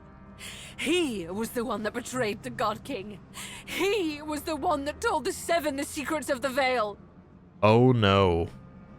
The cruel joke of it all is that the same tomb that housed my tortured body is what sheltered me from the void. Few Eternals escaped that fate. Myself, my mother, and Fane. Yes, Fane is my father. What? No. It can't be. Oh no. Everything Dallas did. It was all you. Child. Everything I did to fix your mistake. Our people, every purged sorcerer, every dead magister. all those weeping families. They're on your head, Father. But now I have revenge. Revenge on the Seven and the God King. Revenge for what they took from me. My life. My people. My mother! The hammer's voice falters and her coolness vanishes. Every crack and rasp betrays her grief. But her next words burn not with sadness, but anger. Did you even look for me? Did you even look for her? We kinda did. We went to the Black Pits. Dallas, control yourself. Our purpose transcends your personal wounds. Yes. You are right. Dallas's reasons weren't mine to question. All that ever mattered to me was peace. Peace for Rivellon. Peace for me, whatever the means. And now, we are on the precipice. How does an Eternal become a general in the Divine Order? With a face ripper. And a suitable sacrifice, of course. The real Dallas didn't volunteer herself to me, mind you. Curiosity led her to the tomb. My hunger for source took care of the rest. I presume her bones remained there. And then I took her place. It didn't take long to realize that Lucian was the key to my vengeance, and I was the key to the salvation of Rivellon. Lucian wants peace. How were your brutal actions meant to achieve peace? While Dallas sought the Aetheran, I started draining the gods of their source. Slurp, slurp, slurp. We'll get to you. One more word from you, and I shall use the leash. I had to hide from the gods. So I had the walls of this crypt equipped with tenebrium and protections put in place. It worked. Everyone, even the gods, thought me dead. As divine, I was created, empowered to stop the void. I was the avatar of the Seven, their strength and their weakness. My bond to them allowed me to drain them of their source. I'm tempted to do two, but I'm going to do one for now. Stealing the source of the Seven weakened the gods and allowed the Voidwoken to appear. Yes, in a sense. When the death fog was unleashed, many elves died. With fewer elves to worship him, Teosendilius weakened. This gave the God King his first real foothold back in the world. To strengthen himself, he sent his Voidwoken, the remnants of my people, to hunt down the sorcerers seeking to reclaim their source. The Voidwoken. Disgusting things. They ravaged the land they touched and infected the air they breathed. They were also an incredible stroke of luck. You see, blaming the sorcerers for Voidwoken made them easier to capture. The Aetheran now contains almost all of the source the Seven stole. Soon, we will be able to heal the Veil. The void shall be banished, and I, Lucian the Divine, shall return from the dead. A false divine, of course. I shall have no power. But the world will not know this. I shall demand peace, and we shall have it. The plan is almost complete. We have made so many sacrifices, Godwoken. All of us. Of ourselves and those we love. One last sacrifice is required. For the future of Rivellon, you must surrender your source. Under no circumstances. Decide. Be the true hero and give up your source, or be forced to submit. Like a coward. Like a slave. There is no other way. The source of the world is required to close the veil. All of the source. We only lack yours. Okay. That's interesting we didn't get to do the Brachus Rex conversation.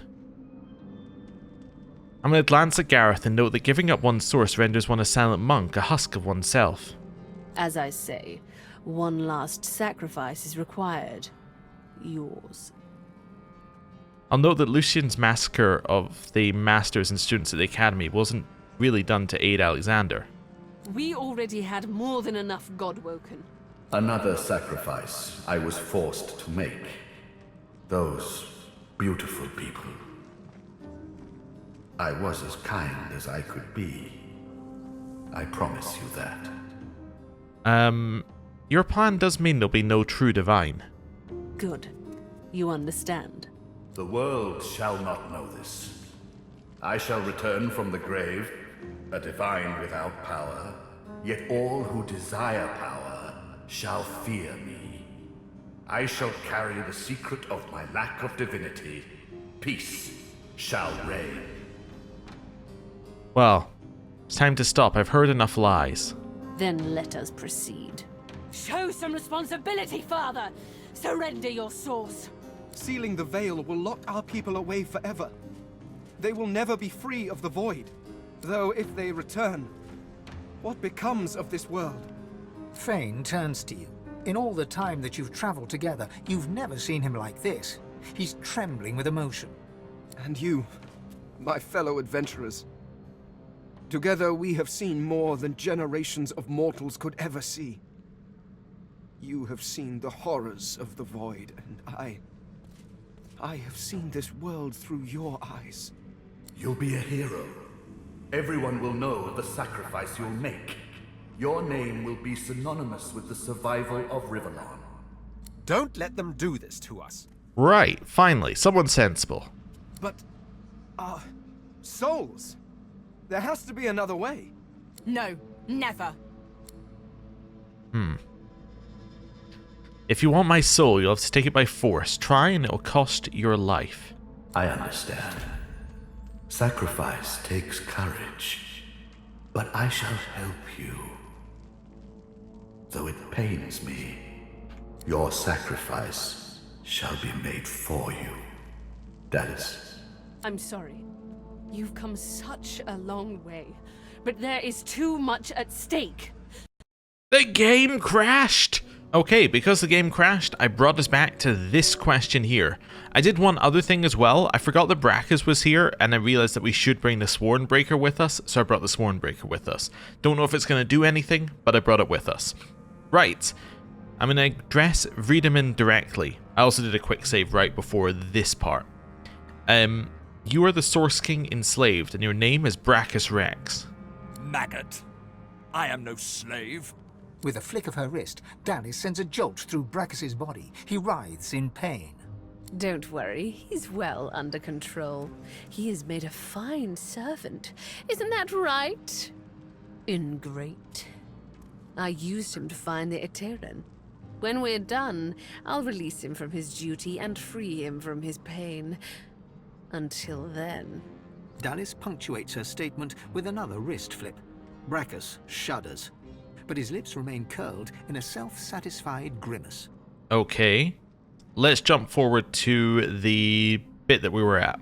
Yes, to strengthen the void, you see, the a fault. Right. We have that is, we only lack yours. Okay. I'm going to glance at Gareth and note that giving up one's source renders one a silent monk, a husk of oneself. As I say, one last sacrifice is required. Yours. We all good. The world shall not know this.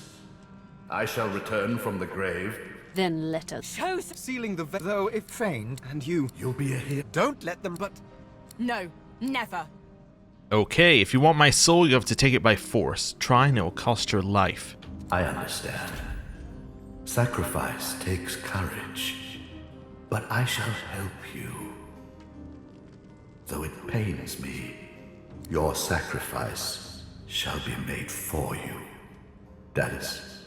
I'm sorry. You've come such a long way, but there is too much at stake. This is the end. Let's go. Lucian the Divine.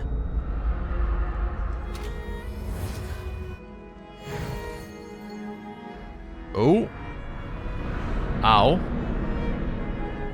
All sound is like muffled here. Okay. Well, now what are we gonna do? Well, let's examine Lucian to start with.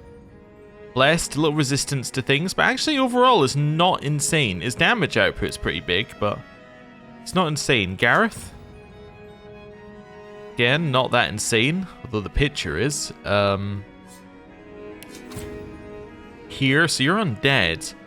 I wonder whether she was always undead for the purposes of damage. Because you could hit her in an earlier fight. Friedemann. Okay. It's him there. What else we got? A couple of Geists. I am thinking that because we have unlimited stuff, like Fan of Knives has got to be a like OP thing to do. Summon Inner Demons also potentially good for getting us stuff back. Mortal Blow is also potentially really interesting in terms of our damage output. Yeah. Yeah, there's a lot of potential damage we can do here. That is a lot of damage at a lot of different people. I have an idea. What we're gonna do is we're gonna backstab Friedemann. Then I'm gonna Fan of Knives around us.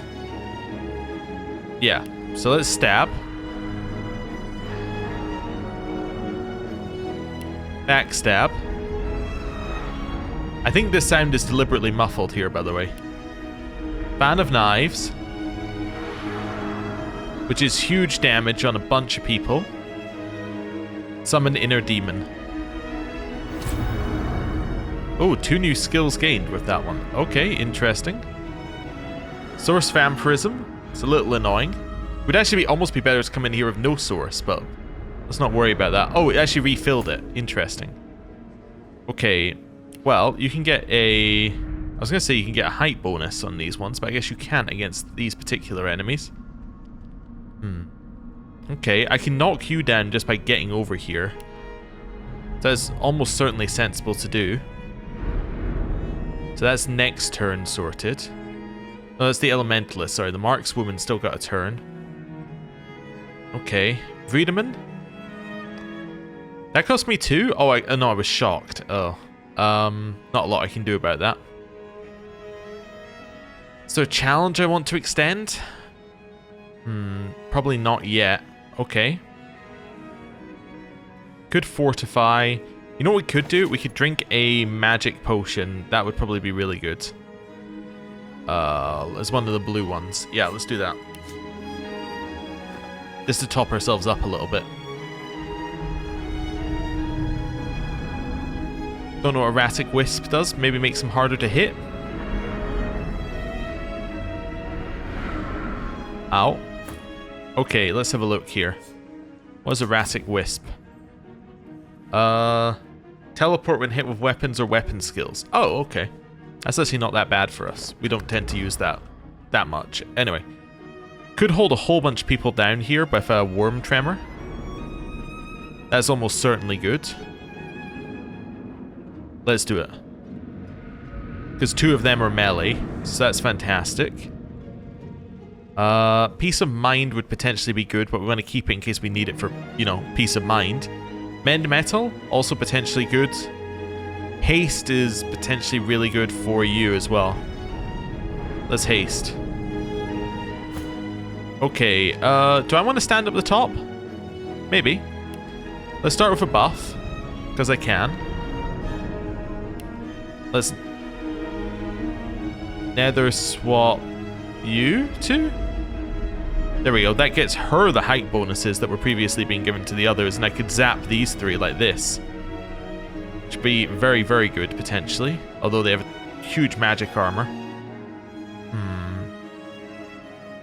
Could teleport somebody else into the pile, and then use a pressure spike. Could potentially zap you with something as well. There's a lot of options. Could heal, but healing is kind of unnecessary. I think Armor of Frost could actually be good on you. I could Armor of Frost and then... Actually, you know what? Ice Fan is probably really good, right? If I can hit 3. I can only hit 2, but I could hit these 2, which would then allow us to freeze Gareth. Let's do that. I know he's already out, but now he's really out. Okay, he did nothing. That's good. That hurt. And that's fine. Yeah, so he was frozen. Lucian gets another turn. Hits Fane for a lot. He resisted death, though. Translocated yourself over here, and then hit Sabile. She's alive. Okay, living on the edge. 100% the correct move here for her. Keep her alive. Could sleep Gareth, potentially. I could sleep the Geist as well. Not really anyone else I could hit with a sleep. Who gets a turn? You do. You're entangled, so you're not doing anything with your turn. Then the markswoman gets her turn. She is currently hasted, but apart from that, it's fine. I think I sleep Gareth. Okay. You still shocked? No. Okay, which case... How much damage does this do? 500. So I was wondering if I can do this. I think I should do this anyway. And then if I do this, there's a chance that... Oh, you teleport when hit! No, no! Okay, I was going to say there's a chance I can knock you down at the same time, but it doesn't matter. That's okay. Knock down. Throw dust isn't the end of the world. He needs to heal a lot. Okay, how do you heal? I guess contamination and fortify. Not contamination. Poison dart. Fortify. I'm hoping the sound is meant to be like this, but it's kind of messing with me a little bit. Let's do this and set burning on everything. Chaotic. Right. Could potentially blast this markswoman. Like, we could do a lot of damage to her down there. We get 30% increased damage due to our high ground. I could teleport them and then Winter's Blast. That's probably a much more sensible plan. Teleport them into, like, say, this pile here. And then...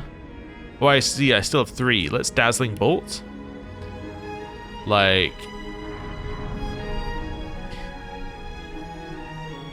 Here? Here? Nice. Okay. Big damage. You can try and do whatever you like to Sabile. She's not going to die. Gareth gets a turn, but he's still entangled, so... Yeah, he did Ice Shard. Okay, whatever. Lucian the Divine is now next to Losa. She dodged. Okay, because she's incredible. Okay. I think that's fine.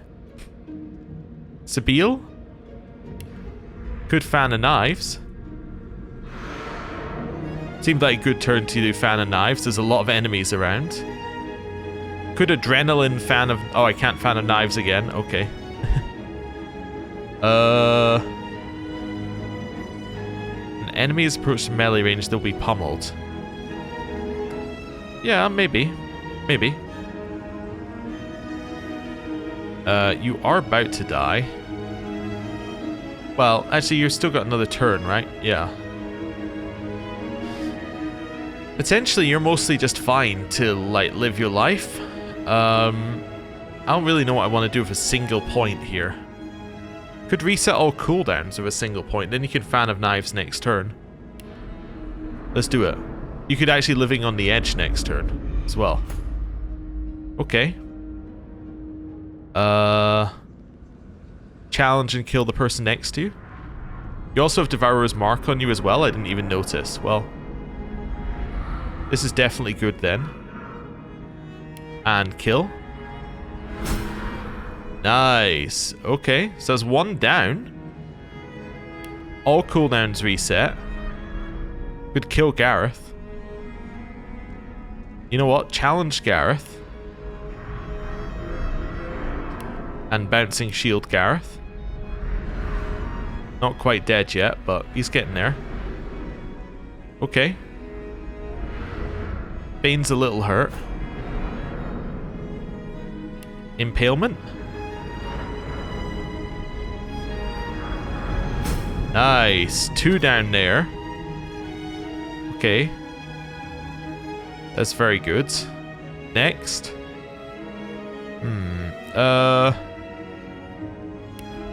Could fireball here or something like this. So you're still entangled until your next turn, at which point you won't be entangled anymore. Okay.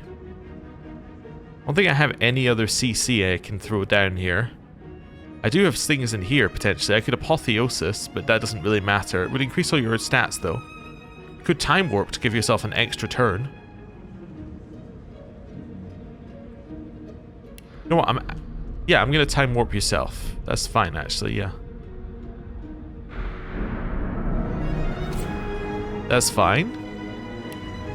That's not a large enough range. I was thinking like Laser Ray on Dallas here. Or Fire Whip. No range after this point, apparently. Okay. Fireball as well as an option. Could Laser the Geist. That might be a good move. Yeah, so it's dead. Then another one of these. Okay.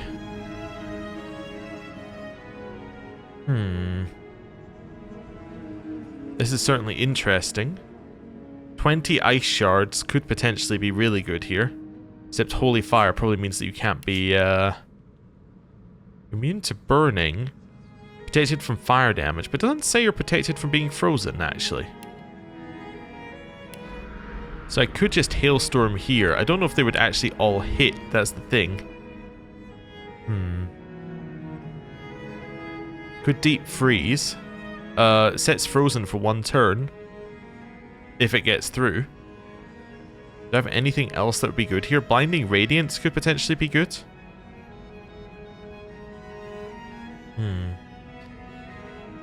Well, let's try Blinding Radiance to start with. Yeah, Blinding Radiance. Okay. How much does it cost for this? 1. Yeah, Pressure Spike. There we go. You're now blinded, and then Uncanny Evasion on yourself. Right. That's good. Friedeman's just standing there. You're running till you're no longer blinded, so you waste a whole bunch of your turn running. You're killing Fane? You killed Fane. Okay. That's expected.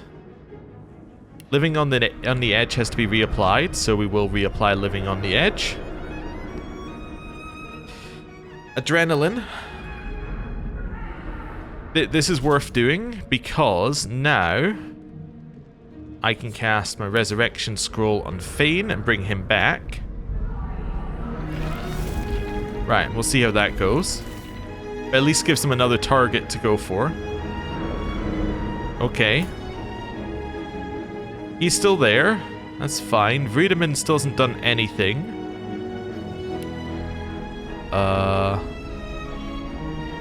Knock him down? That's fine. So you've knocked Vredeman down. So he's not going to do anything next turn anyway.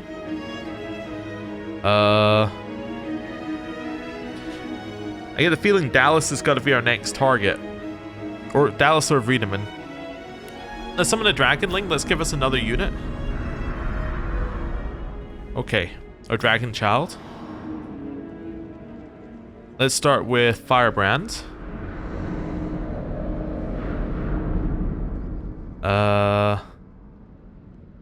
Let's do Flaming Tongues. And then shoot some fire. Nice. Okay. Next, we could freeze you with a Hail Strike. Wonderful. So he's frozen. So he's out. Dallas. Don't know if you're the target. You're still... Oh, yeah, I can heal you now. Yeah, that's fine. Okay. You're still frozen. You two need to be hit by stuff. Let's do for a well-placed worm tremor. Nice, so they're entangled now. And... haste on Sabile. Okay. Fan of Knives will hit 2 if I use it. Or... that's 2. I could teleport behind you. Follow it up with a Mortal Blow. That did not do enough damage to be worth doing. Okay, well, she got knocked down. It's not the end of the world. She is immune to damage, so... right. Do that. Both knocked down, which is great. And then spin. Cool. Next. I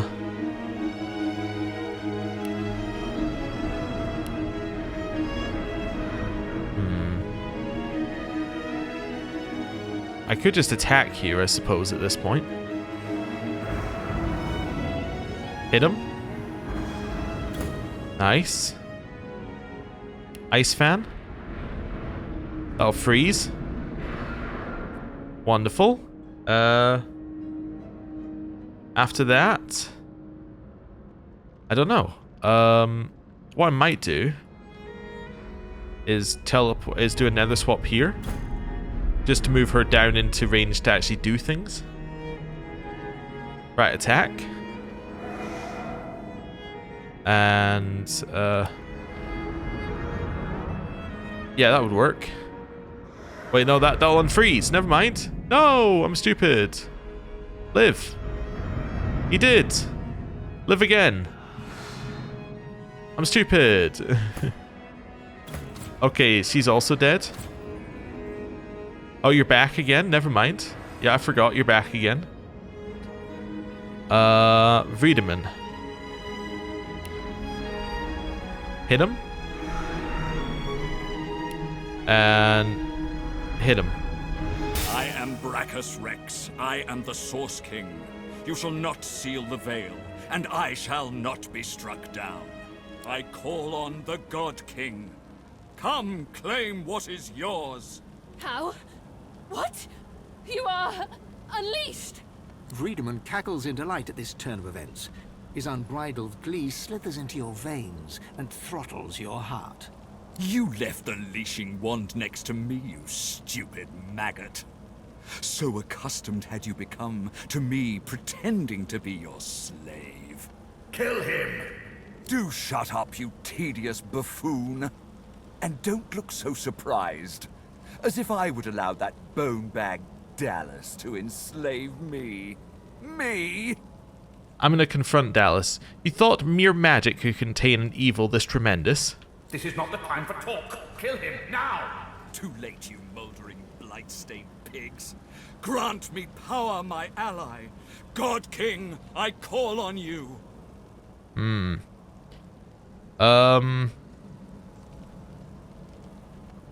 Brachus, shut your goddamn mouth.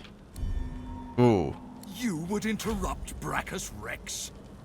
You would interrupt the Source King? You shall redefine suffering.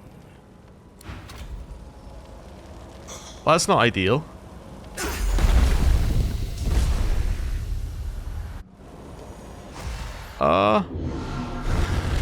Oh, this is very, very not good. Well, I think I can kill him. The God King hears my call. He sends a companion worthy of my power. Come to your father. Oh, hello. This game has to stop crashing. Right, we are now on attempt number 5. Why are we on attempt number 5? Well, attempt number 2 had Brachus disappearing off to an area that I couldn't access, or more correctly, one character could access but no other character could see that area, which then meant that effectively if that one character died, you could never res them, which isn't great. Number 3 ended due to a crash. Number 4, I was like, I'm going to save after every round of combat, and it crashed before half a round had happened. So we are now in attempt number 5.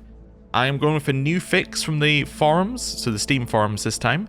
They said, delete your entire temp folder within the Larian Documents folder, and it should just not crash.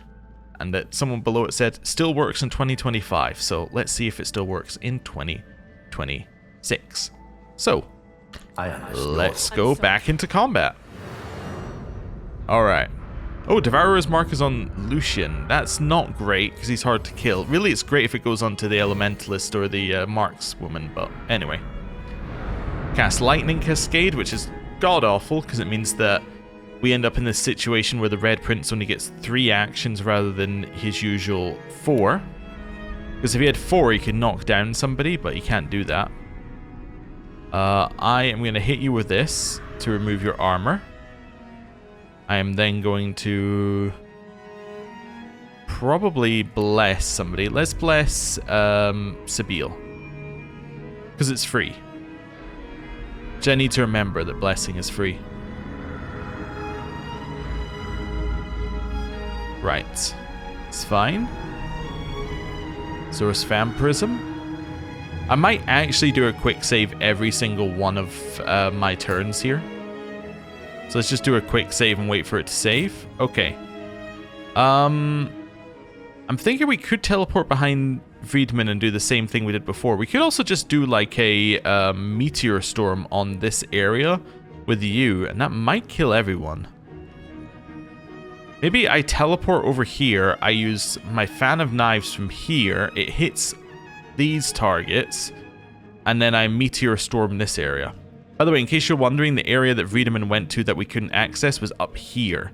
So you can teleport up here, but you can't actually get back down. If they move one step from the edge, then you're... yeah, it doesn't work. Anyway. Stab yourself.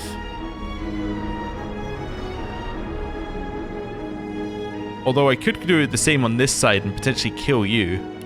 Actually, that might be better. Let's do this.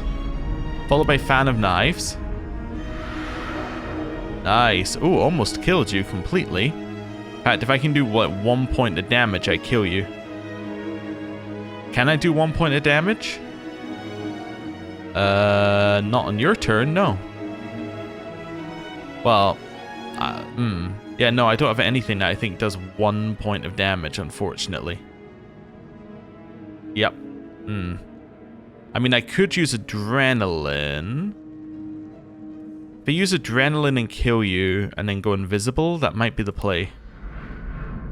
Adrenaline. Kill you. Invisible.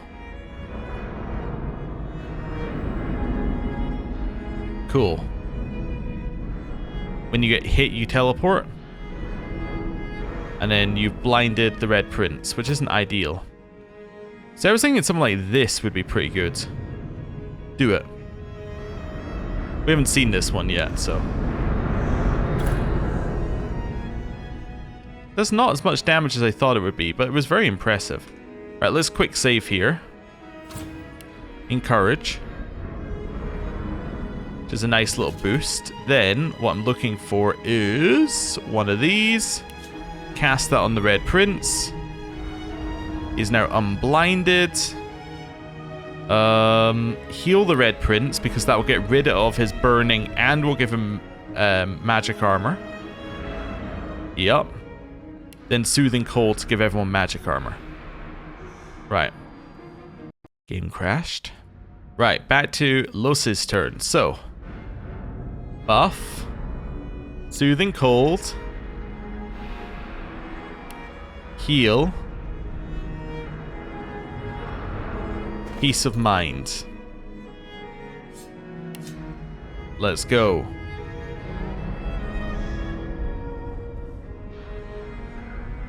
Void glides up to the top, which is annoying, but not the end of the world. Searing Daggers, which is just annoying. Right. Takes a lot of fire damage walking through the fire. Takes an attack of opportunity. And then goes for Losa. Okay. Purged Gareth just kind of stands here. Yeah, that's annoying. You're gonna kill Fane? Maybe. Yeah, not ideal. He's alive! Okay. Wait a second or two. Quick save. A spin seems good here. So I think I spin. Then I knock down. Nice.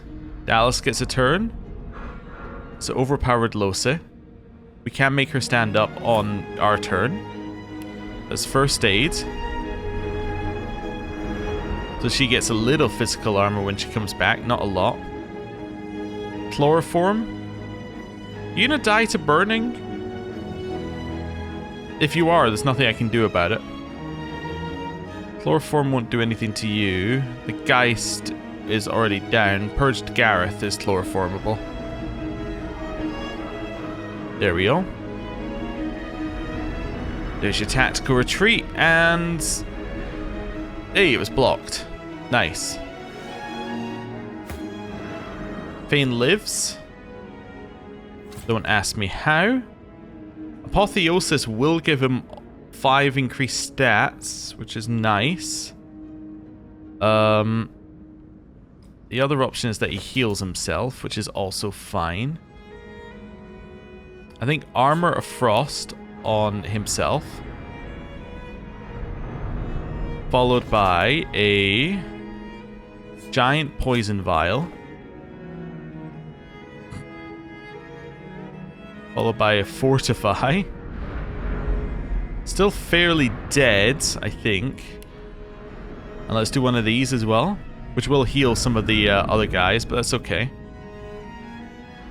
Friedemann. He went into the area that's inaccessible. That's lovely. Hopefully he's actually visible this time. Let's see. Is he visible? Not from here. Yep. Well, this is why we have saves. Yep. Okay, so new plan. Hold him still. He stops him from void lighting. You're absolutely screwed now, Fane, due to having done that. So let's contamination and pray. Okay. He might die from that. He didn't die from that, which is great. Oh, and then you fireballed randomly. Okay. Well, that's interesting. I might be able to save Fane with an Armor of Frost then. Oh, actually, before I do anything else, don't do anything. Save. Wait. Armor of Frost onto Fane. Okay. I did see another thing that suggested that saving might actually cause issues as well. So you're kind of screwed either way, which isn't great. Could do a chain lightning, potentially. The Geist needs to die to you, I think, for you to get your stuff. I think I'm going to do a teleport between us two. Nice. And then maybe a heal onto... well, he doesn't really need a heal. Potentially just one of these. Nice. Good bit of damage. Favorable wind if you get nearby. Sure. Purged Gareth takes some fire damage. Cast Ice Shard. He resisted death again. He's about to die to this hit. Oh, miss. Okay. Now he's dead. Okay. Challenge. Would love to get you somehow. Let's teleport over with... Let's do this. Hit him.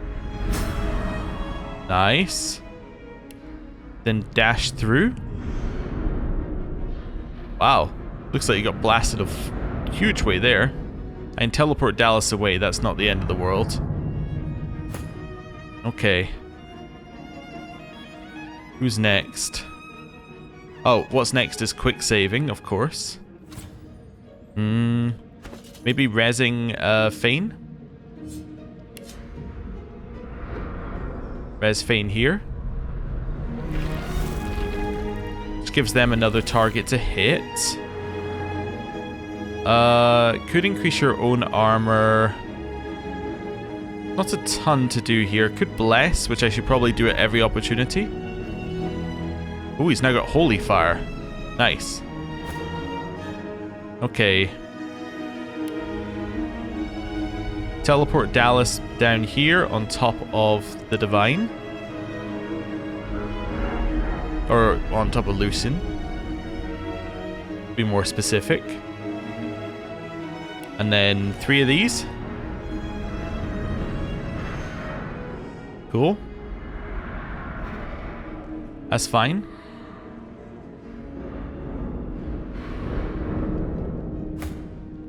Quick save. You are no longer held in place. I would like you to move 1 AP up here. Then hold them in place. Nice. Okay. Bye, Fane. That's one very dead Fane.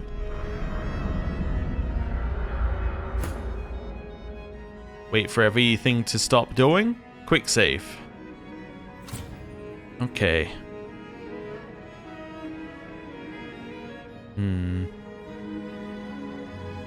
I'd love to somehow get over here. I just don't think I have a way to make that happen.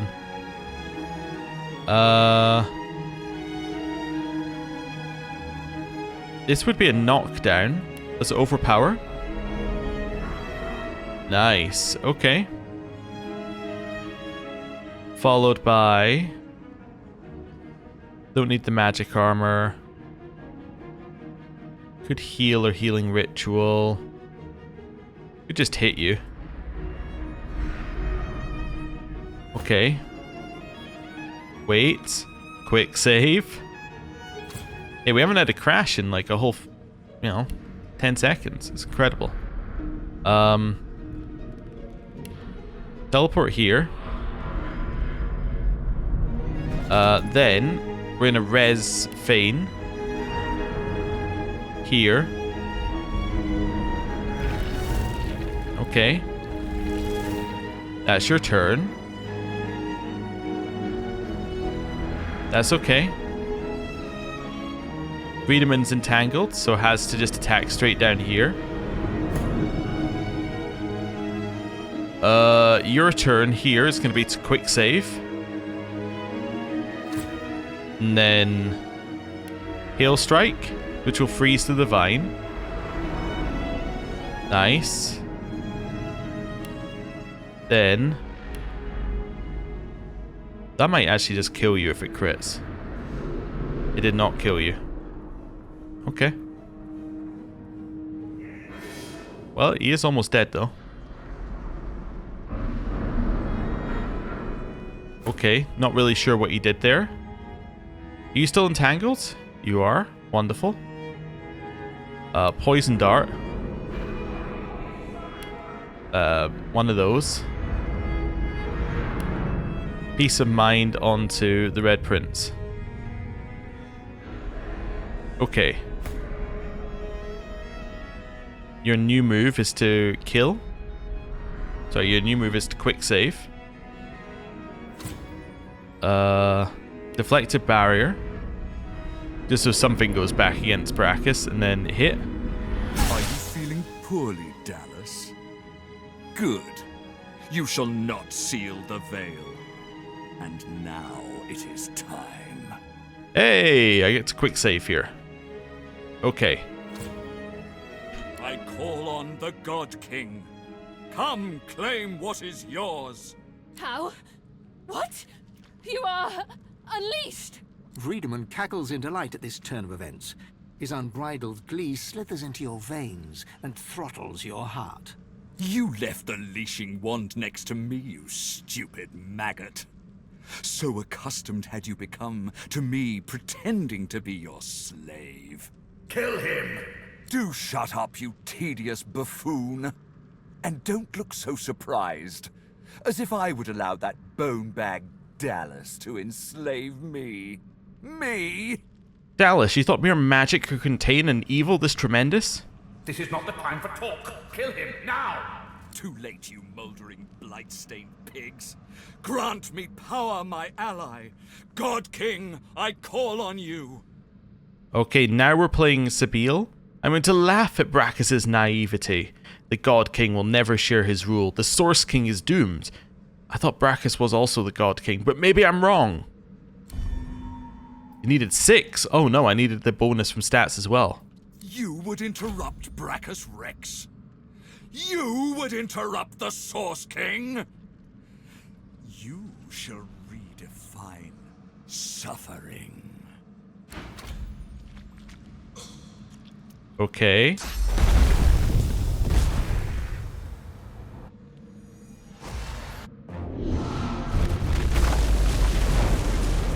Don't crash, don't crash, don't crash, don't crash. The God King hears my call. He sends a companion worthy of my power. Come to your father. Come to the Source King. Oh ho, it's back. And we're back. Okay. Quick save. And go. Dimensional dive, I assume means it's gonna appear somewhere over here. Oh, that's terrifying.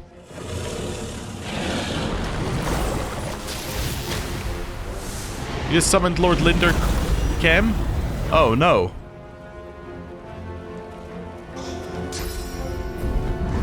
Well, that's not good. Okay. Ow. Now Brachus gets a turn. Or at least he didn't do anything. Are you on are we on the same side or are we on different sides here? We all assume dragon form. You have a dragon form? Okay, quick save. Brachus. Wait, let me have a look at the Atiran.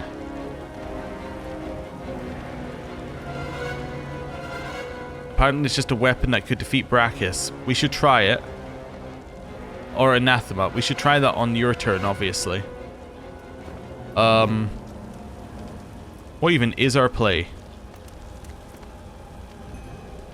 Oh,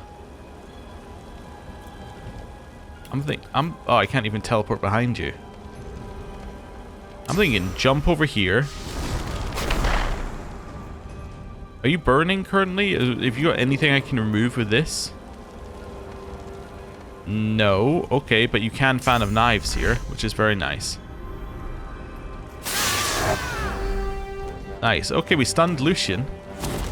I don't know if that's good or bad at this point, because I don't know whose side he's on. Bane? Yikes. I think it's probably time for you to, like, leave.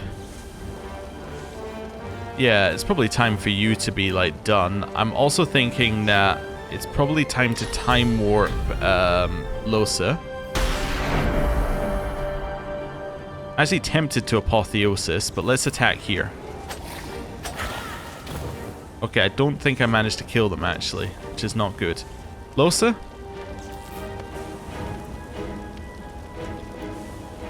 think you would kill the Divine, potentially, here. If we wanted to, I think you could kill the Divine. I don't know if that's the best play here, though. I am tempted to teleport you down here on top of... I'm tempted to teleport people. You really don't want to be where you are. Yeah, let's nether swap you two. Let's healing ritual. Actually, I don't need to do that because you're the only one who's hurt. Let's restoration yourself. And then let's dazzling bolts these three. Okay, you get your extra turn, which is nice because that gives you an extra heal as well. Move over here. Soothing cold. One of those on Fane to get rid of some of his bad stuff. And then you're stunned as well. Maybe one of these. Just get a kill. Killing Lucian would be potentially good for us because then we can get rid of Devourer's Mark, which is probably turned into... Yeah, it's turned into Voracious. Could equalize, which would lower Brachus's stats significantly. There's many options here for what would be good. Best option is obviously quick saving. Could demonic stare Brachus, which I think is very good for just stealing some stats here. Oh, and it's free? Oh no, it's not, it's 2. Wait, why did you have 6? I didn't even realize you had 6. Okay. I want you to end here. Spin. Okay. What's your play? Oh, I forgot to get his weapon out, but that's okay. I don't think it's that useful this turn.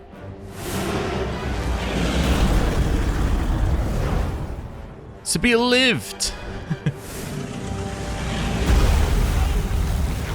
Sort of. She's so dead to many things. Okay, that's Whirlwind.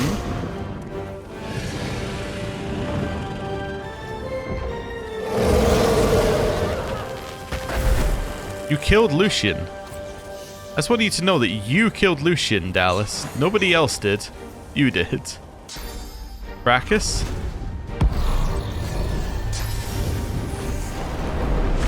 Oh no. Oh, look at the reflecting though from Red Prince. Oh wow. Why did you cackle? I was trying to figure out why he cackled there, but I don't entirely know why. Okay, yeah. You need to take some damage, probably. I could meteor shower you back. Would be only fair. I do feel like Apotheosis is pretty good as well for just a big stat boost.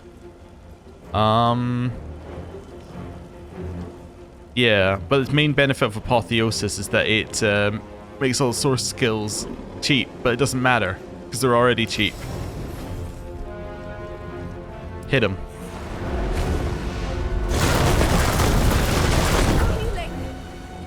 You're alive? Okay, well, resist death then. Stab yourself.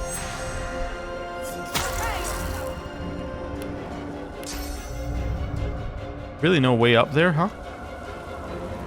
Well, you can't die, so... Let's go up here. Then... Put Brachus to sleep. Okay, Dallas, what's your play? Lightning ball, huh?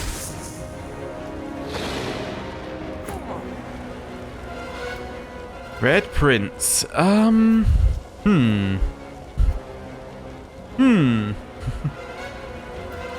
Don't really know. I guess I could equip the anathema here.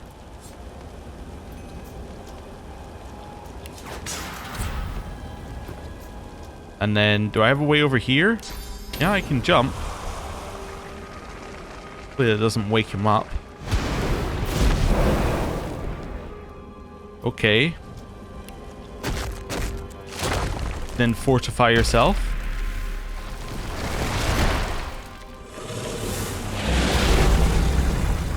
She's okay. Don't worry.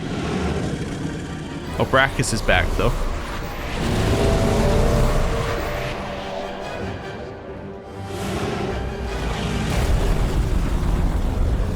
That's terrifying.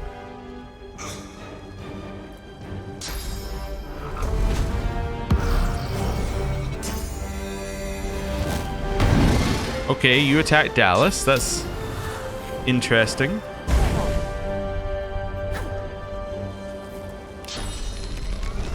Well, time to go over here.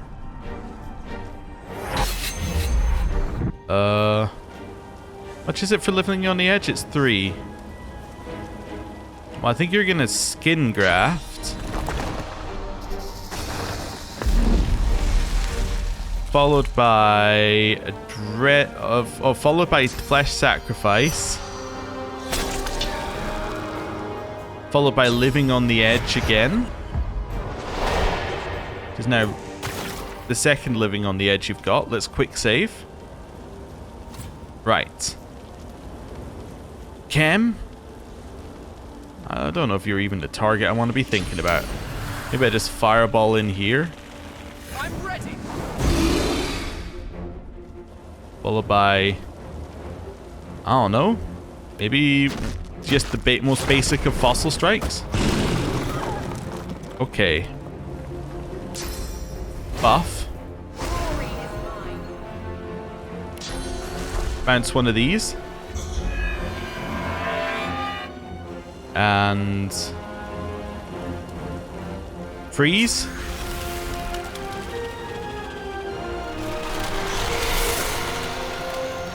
Okay.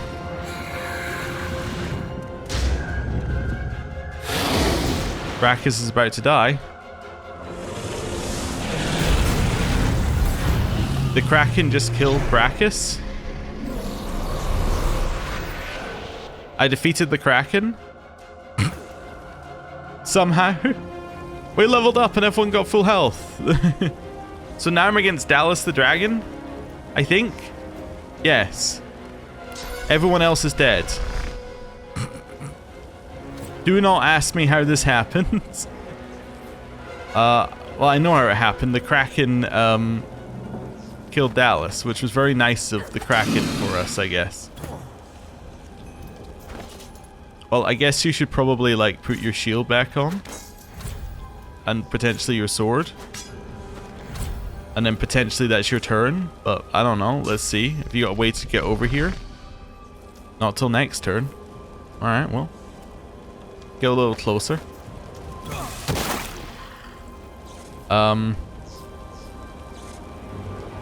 You're in big trouble. I don't really know what to do for you. Yeah, I'm thinking like fortify yourself here. And then maybe, well, you're undead, aren't you? You are an undead dragon.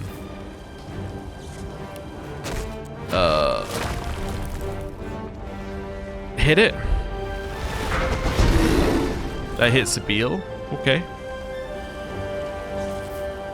Quick save.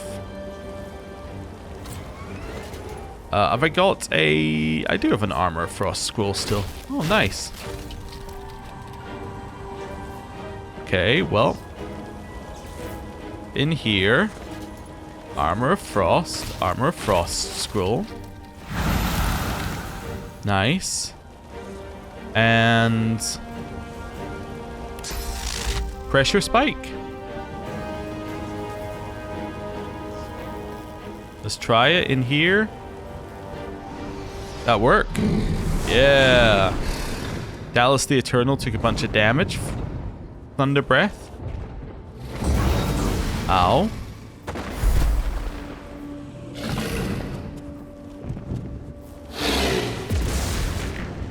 Oh, you've stunned the Red Prince, so he's out.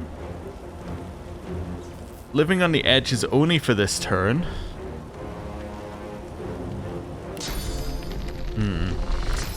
Well, teleport behind him. And adrenaline. Daggers drawn. Nice. But the weight of his own pain leaves him to grab at his mercy. My time is done. But your source burns so bright I'm all but blinded by it. Be wise and true, Godwoken. I am no hero, but wisdom and truth. These are values I always believed in. Okay, so wisdom and truth are values he always believed in. Were you really being very truthful when you stabbed those people in the back at the academy? Dallis groans in pain. I have failed. The future of all that is rests on your shoulders. Here we stand, once more on the cusp of divinity. But this cup, so long thirsted for, I willfully let it pass from me. All my life has been a lead-up to this. To be the King of Kings, God of Gods. I will not say it was in vain, but I will say it was vanity. If I were to chance upon my throne right now, I would sit down beside it, cast my glance to the horizon, and think of worthier things. I'd think of Sadher, my great love. I'd think of my children, their joyous dance through fiery skies. And of course, I'd think of you, of the adventures we had, of our unlikely yet heartfelt friendship. Yes, I'd sit there, thoroughly contented, and wait for you to ascend the throne. I don't know if this is how Sabine would have acted at the start, but obviously for us, we will bow our head and say it's been an honor traveling with him. I know. A mischievous smile. But I do have to add, likewise. Hey! Well then, this is, as they say, it. I never dreamed that after all this, I would be standing here with one of your kind, let alone that I would be proud to do so. I cannot imagine someone I would trust more with divinity, including myself. Well, I'm gonna grin broadly. I'll do what's right. Fane lays a bony hand on your shoulder, squeezing gently. Do you know, I believe you will. This is it. I can hardly believe it. She casts her gaze around the crypt in awe. After everything we've been through, after everything we've seen, here we are. Here I am. And now that I see godhood before me, I know what I have to do. Chief, you need to ascend. Yay! Fantastic. I was worried for just, a 0.25% that she might betray us. There's no one I would trust with this responsibility but you. I know you'll do what needs to be done, what ought to be done. And I know you'll do it with style. Well, I'm going to thank her and tell her that I love her. Her eyes flash and sparkle with tears. She quickly wipes them away and feigns kicking you down a road. Back at you, Chief. Always. Now go on, shoo. You've got business to attend to. You think back on your journey here, on all that you have seen and done. Again, another quick save. You think of the Magisters, and the sorcerers they hunted, and of the good and the evil on both sides. You think of how the Eternals came as Voidwoken to reclaim their stolen world. You look at the source around you. The power is immense. Divinity at your fingertips. You think of what you could do with such power. The rights you'd wrong, the wars you'd win. You marvel at your journey and how it has changed you. You think of those you left behind, and of those you met along the way, who stood by you or against you. It's time to choose your fate, and the fate of all you hold dear. What shall it be? Shall you be divine? I mean, obviously, 100%. I'm going to take a deep breath, then claim divinity. After all that you have been through, and all that you have done, all that you have become, the Aeteran lies in front of you. Divinity is yours to take, or to sacrifice. What you do next decides your own fate, and the future of the world. What shall you do with divinity? Okay. Interesting. So we could become the new divine, give source back to all the peoples, release divinity into the world where when everyone is divine, no one is divine, or allow yourself and all the world to be purged of its source. Interesting. So I'm not going to allow the world to be purged of its source. That sounds like a very bad outcome for us here. Like, that sounds like a bad outcome for people who, like, are alive. So that leaves us with one or two. Becoming the new divine. We've been told there has to be a new divine, and people are very into there being a new divine. What would it change for us being new divine? I guess we'd have the power to do whatever we wanted to do and establish our will over the world. Or we could give source back to all people. And the benefit of that, I guess, would be that everybody has the power and no one is beholden to anyone else. Well, I think that our Sabine at the start of the story would have chosen number 1, right? To reclaim the power, to have the power, to be the person to decide. But I think after having done the Mother Tree one, where we chose to get rid of the Mother Tree who was controlling everything, the only correct decision would be to release divinity into the world. It would be freeing the people from having anyone above them, and that would be Sabine's ultimate move. So in this case, I'm going to try it. I'm definitely going to quick save again. In fact, you know what? I'm going to quick save. I'm going to real save here. Just so that we have the ability to see the other option if we want to. But I think that 2 is the right option here for us. Give source back to all the peoples, release divinity into the world. When everyone is divine, no one is divine. One for all, share source with all of Rivellon. Well, let's see how this goes.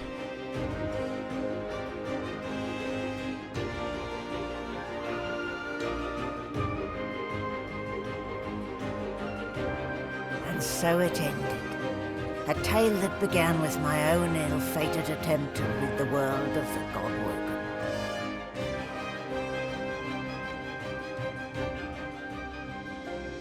When the dust settled, no new divine had risen. Instead, all source was released into the world for all the people and every creature to share. Everyone was now a sorcerer. And united, the peoples of Rivellon pushed back the God King into the very depths of the void.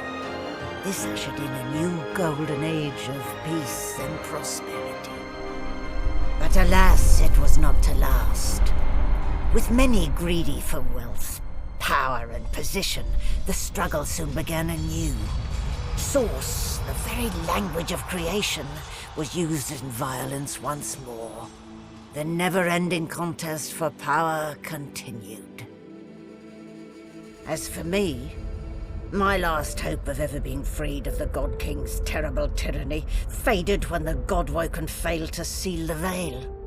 An eternity of pain and suffering is mine, in service of the King, until the day I am freed, the day the God King returns. Oh. Okay. I'm gonna do a save here. Because apparently we're in like a epilogue section. Let's choose the other option. I mean, it will take us 0 seconds to choose the other option and then we'll see what happens. Alright, so we didn't seal the veil. That's a pretty bad one. Let's fulfill our destiny as Godwoken and become the new divine. Ascend to divinity. So we get the same start here. So how does it play out?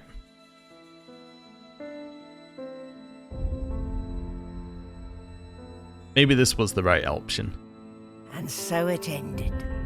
A tale that began with my own ill-fated attempt to rid the world of the God-woken.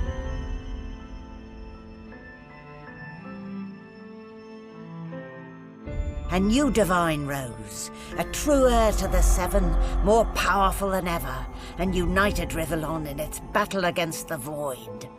All across the realm, she was loved, worshipped, and adored. Humans, lizards, elves, and dwarves all rallied to her banner. The Great Allegiance stood once more, but the war continued. From the depths of the Void, the God King still sought to return. As for me, my last hope of ever being freed of the God King's terrible tyranny faded when the God-woken claimed divinity. An eternity of pain and suffering is mine. I cling now to the dream that one day the veil will be sealed, that one day I can be freed, that one day a new God-woken will rise. Oh, I see. Okay. So yeah, so what we were told initially is true. The only way that we can... Okay. Well, what's this thing? Phoenix hatched... Oh! Oh, I see. Okay, so the only way that we can actually seal the veil is if we get rid of our set... Yeah, is if we clear ourselves. And we, Or, yeah, we get rid of all source. So which one do I prefer? 1 or 2? I think I prefer 1. I think actually I was right the first time. I think we switch back to 1. I think everybody having source is fine. There being fighting and things is fine as well. Yeah. I think this is a better end to our story. Wait, where's the Phoenix thing? Here. Wait, oh, there it is. Oh, okay, cool. So I completely forgot about this. This is like from ages ago. This is from Driftwood. Okay. Well, let's talk to everybody and see what's going on. Let's start with the Red Prince. Well, well, look what the cat dragged in. A God-woken. But what good is it to be God-woken when Source is now a free-for-all, and there is no divinity to be had? Let's say it feels good to no longer be God-woken, but free instead. Perfect. That's kind of what I was aiming for. Don't fool yourself. In the absence of a master will rise. King, God, there is still power to be had. As long as there is power, there is conflict. Source for all, it is but the dream of an idiot who will soon wake to find his wrists in shackles. In that sense, I suppose I should look upon it all as an opportunity. People crave authority. They'll beg for a sorcerer king like me. Sorcerer King, so you mean to become Red Rex, is that it? A second Brachus? Please, I'm not a dilettante. He sighs, which seems to ease his surly countenance. But come. We've travelled too long by one another's side to end with an argument. We'll not part on bad terms, will we? Where are you heading? Home. After all, I've dragons to raise. I need to teach them to be good boys and girls before they set the entire world on fire. There may be an accident or two along the way. Can't be helped, I'm afraid. I do so long to see my palace again. The Forbidden City. The scents of spices and incense. The sound of sitars in far-off rooms.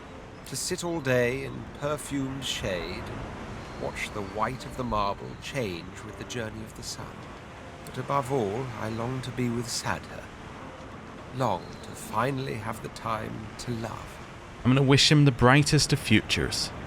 Oh, but before you go, remember how when we first met, I took you by the jaw to inspect your teeth? I slapped away your hand, if I recall correctly. So you did, you little firebrand, you. Now, if you'll recall, as per your own testimony, you can groom, but alas, you've no culinary skills whatsoever, and you lack a sense of fashion. Far from ideal. Still, I'm nothing if not a tolerant man who believes in individual growth. I'm sure the journey taught you much. As such, I'd like to offer you what I denied you before, the opportunity to become my slave. There's an opportunity for you to become dead, you to be dead. What say you?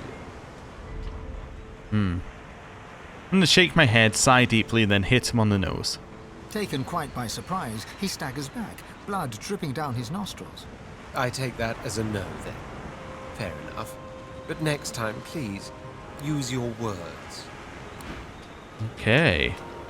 I don't know if Malady is where this ends, but let's go to Malady. Malady stands tall and proud, sunlight sparkling off her mask. From here, she looks almost angelic. Wait a second, does she have the split face? Well, here we are. Yes, again. okay, never mind. You, Oh, she me, still does, yeah, from this quite angle. safe from ruin for your personal benefit. I'd say you owe me, but why state the obvious? Get an eyeful. I expect it's the last we'll see of each other for some time. Oh yeah, we're also back on the ship, which was very destroyed last time we saw it. I have a lot of planning to do. Now that there's not to be a new divinity. She drums her fingers testily on her crossed arms. All that work, all that effort tossed into the gutter like a malformed child. The world is better off without an almighty tyrant. You say that now. Let's see how you feel when you realize the true implication of a world filled with sorcerers. Never mind. I'll find another way. I always do. She fingers the mask, covering her face. For a moment, it seems as though she's about to remove it. But instead, she places a hand on your shoulder. We've come a long way together. I did my best by you all the way. Sacrificed much. And I'd have given even more to see you fulfill your destiny. She looks you up and down. I guess this will have to do. Take a moment, why don't you? Relax. Enjoy. I certainly plan to do the same. The Lady Vengeance looks good as new. How did you do it? The same way I do everything, of course. Demonic guile. Where'd you plan to go? Oh, I don't know. Around and about. Treat myself to some mead, a level 300. I'd say we've earned it. Perhaps our paths will cross again. Perhaps not. Until we find out. Okay.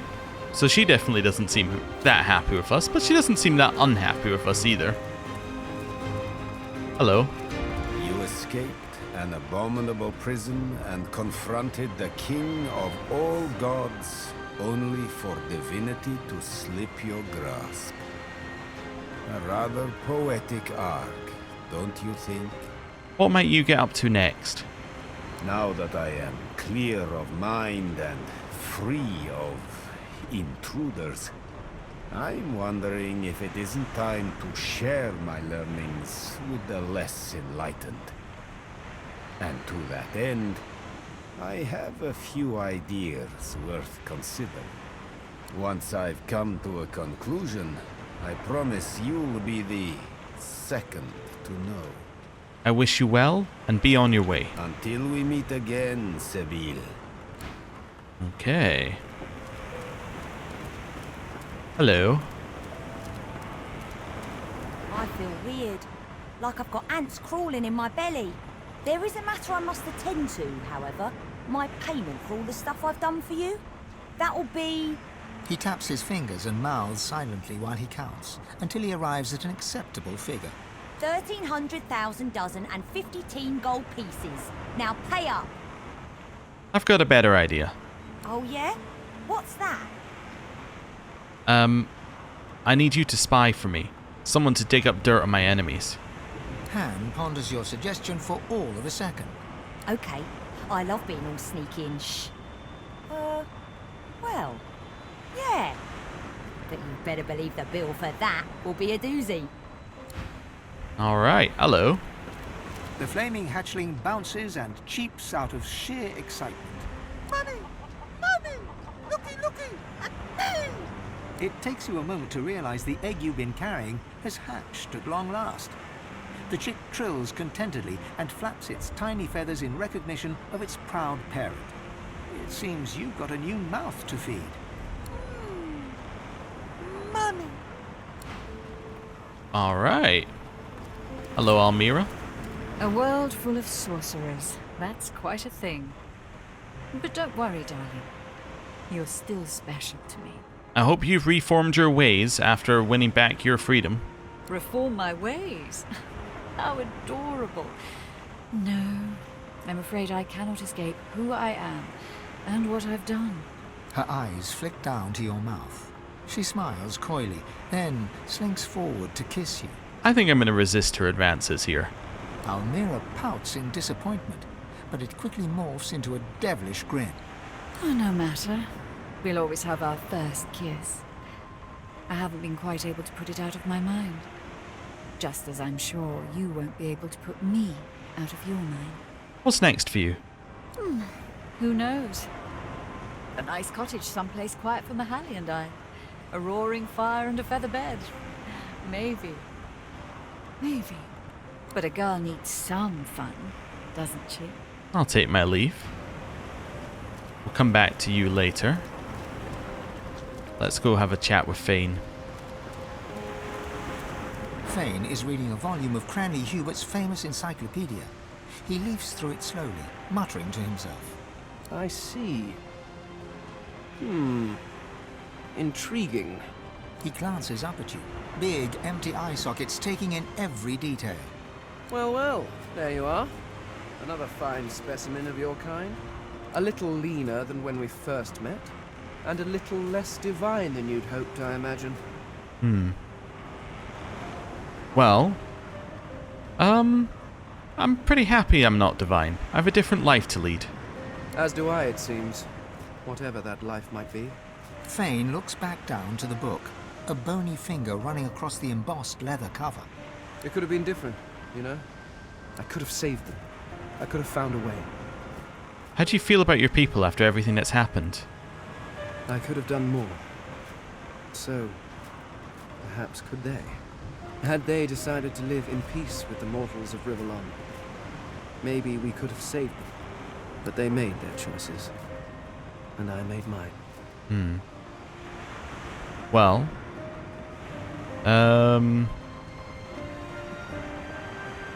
let's say we're sorry and I can't imagine what he's going through. No, I imagine you can't. I imagine no one can. But the cards were dealt, and my people got snake eyes. Or something. I never took the time to learn how the average Rivellonian entertained themselves. Then again, you are no average Rivellonian. Not after this. So, what do you think you'll do now that we live in a world of minute divines? I carry on the adventure. I'm pretty good at this. Of that, there can be no doubt. I'm sure the bards will sing of your heroics for generations. Would you be interested in a little more adventure? The skeleton hefts Hubert's dog-eared encyclopedia, its weight heavy in his hands. I've been rereading this book, looking over your history once again, poring over every detail with a new perspective, and do you know what? It's shit. Fane tosses the book over his shoulder. It flutters in the air as it sails over the ship's railing and disappears with a faint splash. If you have spent your life staring at a thing, you can write about it with knowledge. You can write about it with love. But it is almost impossible to write about it with wonder. You creatures have spent your lives trudging about this world, and you've grown blind to its miracles. What do you mean? Simply that to see the true beauty of a thing, sometimes you have to look at it as an outsider. As someone with fresh eyes, if you will. Take otters, for example. Energetic, waterproof cats, utterly beautiful creatures. Or octopuses. Did you know they're secretly octopuses? Octopi? Octopods. I shall have to look that up. Regardless, the world is filled with absolutely incredible sights. And who better to catalogue them with the awe they deserve than someone seeing them for the first time? Can't imagine anyone better for the job. Do you know, there is the idea that nothing is ever truly created or destroyed. I suppose we are all Source, just in different forms. You being the cruder, less jewel-encrusted form, naturally. But my people were Source too, although we didn't know it at the time. And our Source helped create you. In a way, I was walking alongside the best version of them the entire time. In you, I found a home better than the one I was pining for. Thank you, Godwoken. Okay. Yeah, it kind of feels like his story was a little unresolved in R1, but I can't help but feel that was my fault. Didn't really mean to shoot that. I don't know who I hit. Alright. Well, well, Quercus. Look who finally graced us with their presence. I suppose some thanks are in order. You're welcome. It wasn't easy, but I made it. What? No, you should be thanking me. I just saved the world from the great acorn. You're welcome, by the way. Honestly, Quercus, some creatures have no sense of perspective. I'm going to stare at Sir Laura and repeat that I saved the world. A huge grin slowly spreads across the squirrel's small face. Of course, had you not stopped this God King and his lackings, there would have been very little left for me to save. So? The cat moves forward, twisting around your legs and filling the air with the sound of dry, dusty purring. Ah, Quercus! Please, have a little decorum. I'm going to lean down and scratch the cat under his chin. Quercus arches his back, almost dislodging Sir Laura, who just smiles. This battle is won, my friend, but we still have a war to fight. We've undone the Great Acorn, but the Knights of Dre are still out there. They summoned the Great Acorn once. They will be able to summon it again. We have to destroy their order, once and for all. That is the future Quercus and I have ahead of us. We no longer need a shield, but we are very happy. I'm going to bow to Sir Laura and explain that it's been an honor, and if you ever need my help again, you're welcome to ask. The honor is all mine. I pray we will not need to call on you, but I am grateful for the offer. I never thought I would be proud to have befriended a giant, but there is no one Ow! Quercus! There is no one that we would rather have walked this world with. I do not know what comes next for you, but you will always have a friend in the forest. Come, Quercus. We must... Oh, I think you have something in your eye, my friend. The cat curls up and snuggles into his squirrel friend, who quietly sits and sniffs on the deck. Okay. Tarquin? Source of all, eh? Bold move, I'll grant you that. I didn't think anyone considered the little people anymore. What do you think of the new world that I helped usher into existence? I don't know yet. Perhaps peace will reign and all will be equal. Or perhaps you've bestowed great power on undeserving children and turned them loose on each other. Time will tell, I'm sure. What will you do? That is the question, isn't it? How does one top the greatest feat of necromancy ever conceived? I might have the answer to that. Tell me, have you ever heard of Gustafchen? No, of course you wouldn't. It's a written language, unreadable to most, but myself naturally. It comes from a mysterious race from another world. Beings that feed on minds. Uh-huh. Really? Tell me more, Tarquin. I intend to seek them out. This Gustafchen seems to guard portals to their realm. And once I've uncovered one, well, why settle for being the greatest mind in just one world, and there's another for the taking? That's interesting. Okay. I'm starting to think that Baldur's Gate 3 was in production, at least when they did the definitive edition, which would make sense.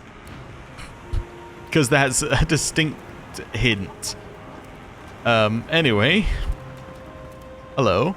Hey there, Chief. So, a world full of sorcerers. What do you make of it? Well, I predict chaos. Utter chaos. Well, then perhaps exciting times await. After everything we've seen, I suppose we'll make it out in one piece? How does it feel to be free, once and for all that haunted you? I don't know if anyone's free of anything, once and for all.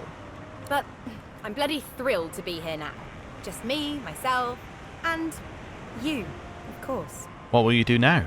Get loot, play loot, get glad. So, Chief, I guess this is it, right? Well, I guess so, but I won't forget you, not ever. Well, I mean, you can always come with me. I mean, I'm just saying, it's an option. If you want, maybe. I still love you. As she turns from you, the whites of her eyes darken, the veins in her face go grey, and a wicked smile curls her mouth. Oh? Suddenly it's gone again. She winks, and you're left wondering whether you saw anything at all. See you around. Oh, see you around. So I don't know what we do next. This doesn't appear to be interactable, so not that. I guess I go below decks, maybe? Oh, there's Beast up here. Wait a second. Beast's spirit smiles as you approach, and begins to sing a tune you think vaguely familiar.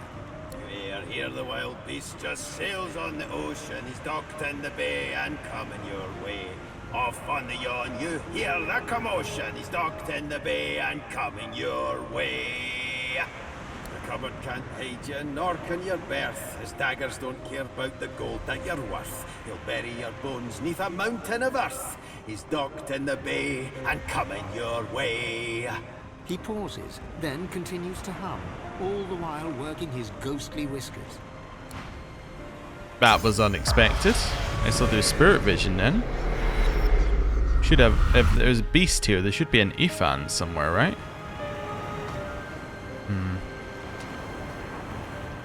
Guess not. At least not here. Let's go downstairs then. There's nothing interesting down there. Okay, well. I guess not there. I don't see an Ifan. Guess Beast is just there to sing a little bit. In which case... Oh no, we can click on this. I guess this is our final thing to do. Let's go. It gives me almost as much pleasure to speak to you as it does to be whole again. I'm glad to see that Maldy managed to piece you back together. She is full of surprises. My wood was splintered, but my spirit intact. It was a great feat, but given her skill, not a surprising one. I feel better than new. Well, it's good to see you. The Lady Vengeance has been a dependable ally.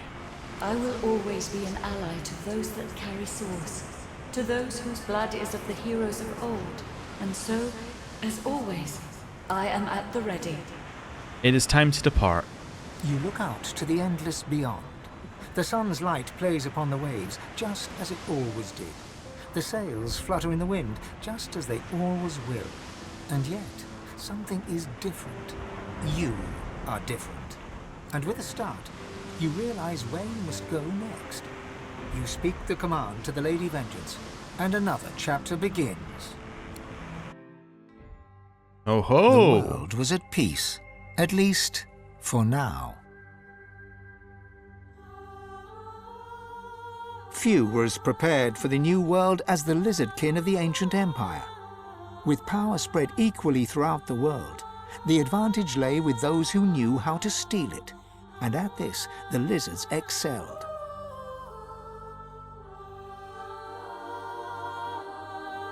Justinia returns to her throne. Under her rule, the Dwarven kingdom prospered, until 2 years later, a jealous lover stabbed her in the heart with a mutton fork. Oh.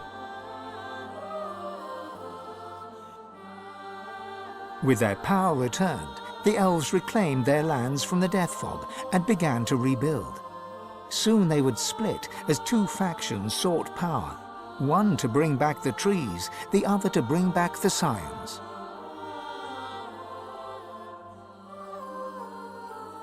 A dwarven joke did the rounds.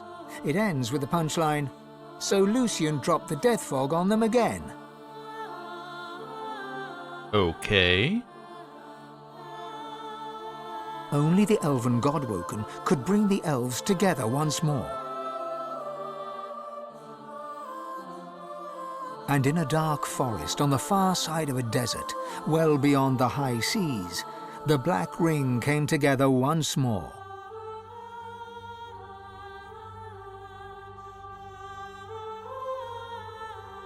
The island of Fort Joy, the old redoute of the Source King Brachus Rex, was turned over to the people of Driftwood to use as they wished. They turned it into a holiday resort. Okay, that's a bit random. Reaper's Coast prospered. Cool. Good for them. The fisheries returned, and the fertile farmlands produced the greatest harvests the surviving farmers had ever seen.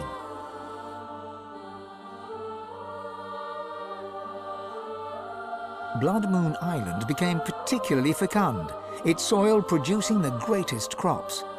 A particularly crimson-fleshed orange grown on the island became a delicacy across half the world.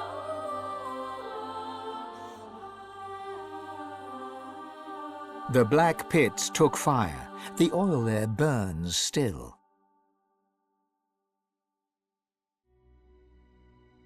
Driftwood became a centre of industry, trade, and transport.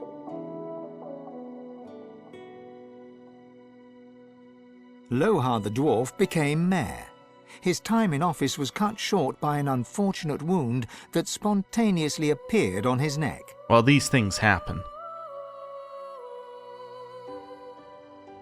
Your lizard lover from the Black Bull Tavern finally returned to the ancient Lizard Empire, there to found the newest and most popular of all the houses, the House of Love.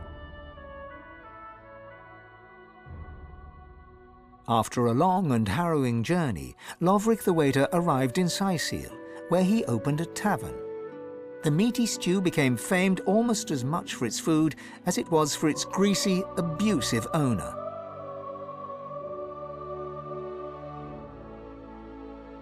Lagan left his over-demanding wife and began a relationship with a local bard. Oh, he's the person. In the spirit of loving generosity, he returned the ring to his now ex-wife. I was going to say, he's the person we found the ring for. She threw it into the sea. We're really getting an epilogue for everybody. You would never forget Dorothea's kiss. Dorothea herself left Driftwood for the ancient empire, ever in search of the perfect kiss.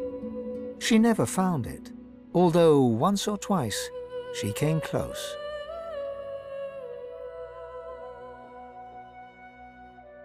The nameless isle had vanished. Although only open water remained, by instinct ships would steer clear. None of the captains could articulate why. Millennia later, adventurers would come in search of the legendary divine city of Arx and the crypt of the great Lucian. None would pass the path of blood. Young Han went into the theatre and became one of the realm's most popular actors. Almira and Mihaili settled in an abandoned homestead. The locals liked and respected Almira. She never wanted for help, and deals always fell to her favor. Outsiders were often suspicious, but no local would speak against her. With no new divine, Malady found herself in a predicament. She had an important problem to solve, but no ally strong enough to call upon, and so her search continued. Having performed the greatest act of necromancy in history, Tarquin found the new world unchallenging. He became obsessed with rumors of another plane of existence. One day he vanished and was never seen again.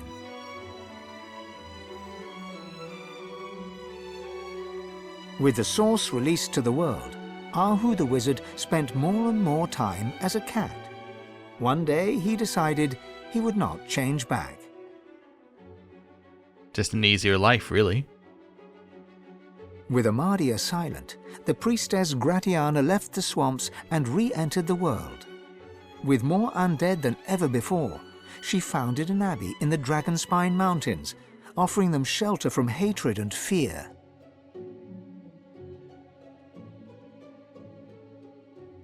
Morda scratched out a living, ending up as a short-order cook.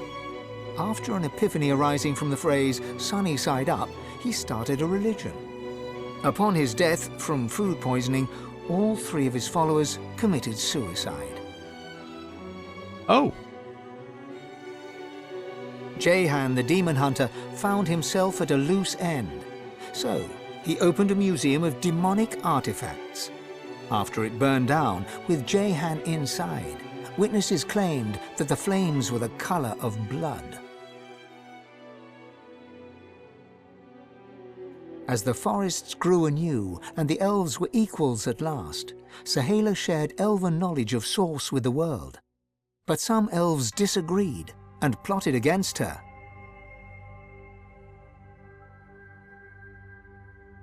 Chief amongst her opponents was Tova, Sahala's own mother.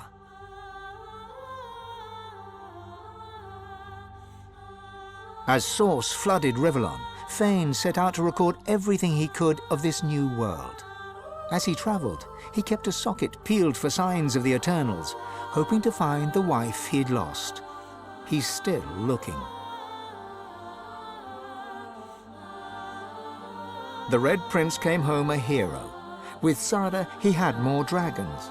Soon, Prince became Emperor, one who would not use his dragons for conquest. His realm knew peace, and the world did not burn. That's good.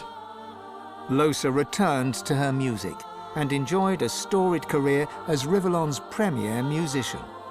Dark moods would at times overtake her, and she would spend long hours walking in the wilds. She always returned with a new song. And then there was you.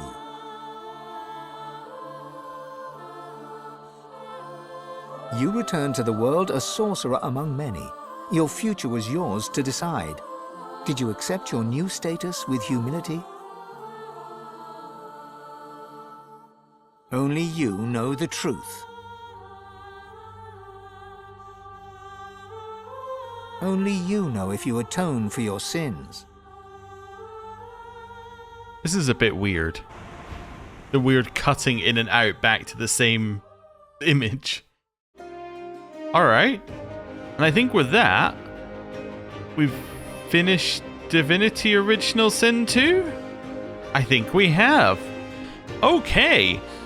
That was good. That was fun. I have thoughts.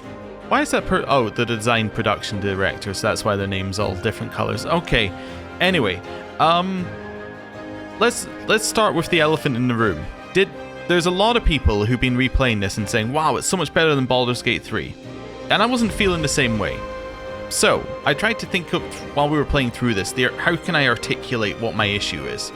And I think my issue is fully summed up with how the game ended here, which is that I felt that I was needing a little bit more narrative cohesion and a little bit more of a narrative that explained itself within a singular playthrough, right? Because I think the problem with this game, and it's a design problem, and it's deliberate, and it's probably really good if you play it in the way it's intended. But this game is intended as a co-op game, right? It's intended that you have 4 players playing. I think you have 4 players in this game. Yes, I think this one's 4, and Divinity. Yeah, it's definitely 4 in this one. Divinity 1, I think, was 2. Anyway, doesn't matter. Like, you have 4 players, all playing an origin character, all with different views of the world, and you can piece the story together as you jump between each other, and you can share insights about your characters, and you can kind of bounce off each other. And I think that the kind of loose narrative works really well for that type of gameplay. I think if you're trying to play this as a single-player game, right, it feels a little odd, because your character is the main character, but you're really like one of 4 main characters, but the other 3 are like main characters, but not really main characters. Like, you have dialogues where you're like, I don't really want them to be talking because they're not really they're not my character, and it feels awkward to play, at least for me, in terms of a narrative experience. Gameplay-wise, it's solid. I like it. It's very cool. But narratively, it did lots of cool things, and I always felt like I was missing, like, a little bit of it. Like, I was missing, like, main chunks of story. And the argument would be that what you should do then is you could play it again as a different origin, and you can see another view. You can see another outcome. You can say, oh, what if I did that? What if I did that? What if I did that? But it is a really long game to do that, like to have that sort of narrative. So that's why I feel like co-op-wise it would make a lot of sense. And I think that a lot of things in this game made sense from a co-op point of view. There being lots of like individual events that were self-contained feels very good for co-op, because you can be like, oh, I found this thing over here and this is really cool, and then somebody else can be like, what, you found that? They come over, you do that event, and then they can be like, but I found this thing over here, and it works really well as like a co-op adventure.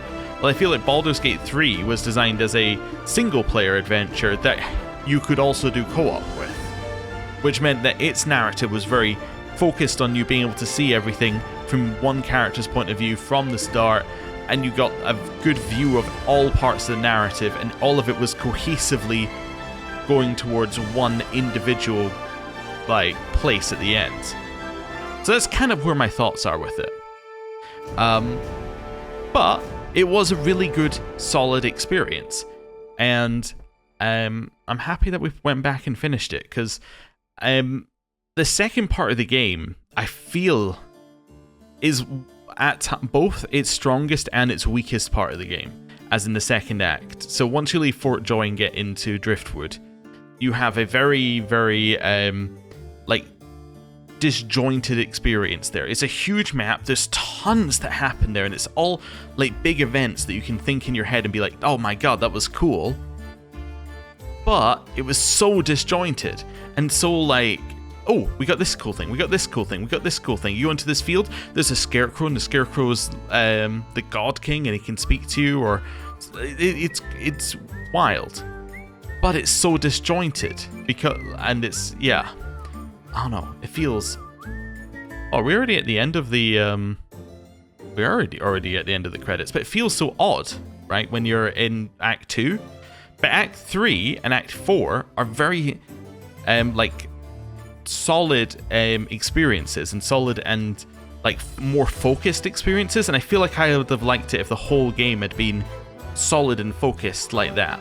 But yeah, it's just a personal preference thing, and I think that it's due to the focus of the game, as in, this is a nice bit where everyone gets to say thank you to someone. I like this.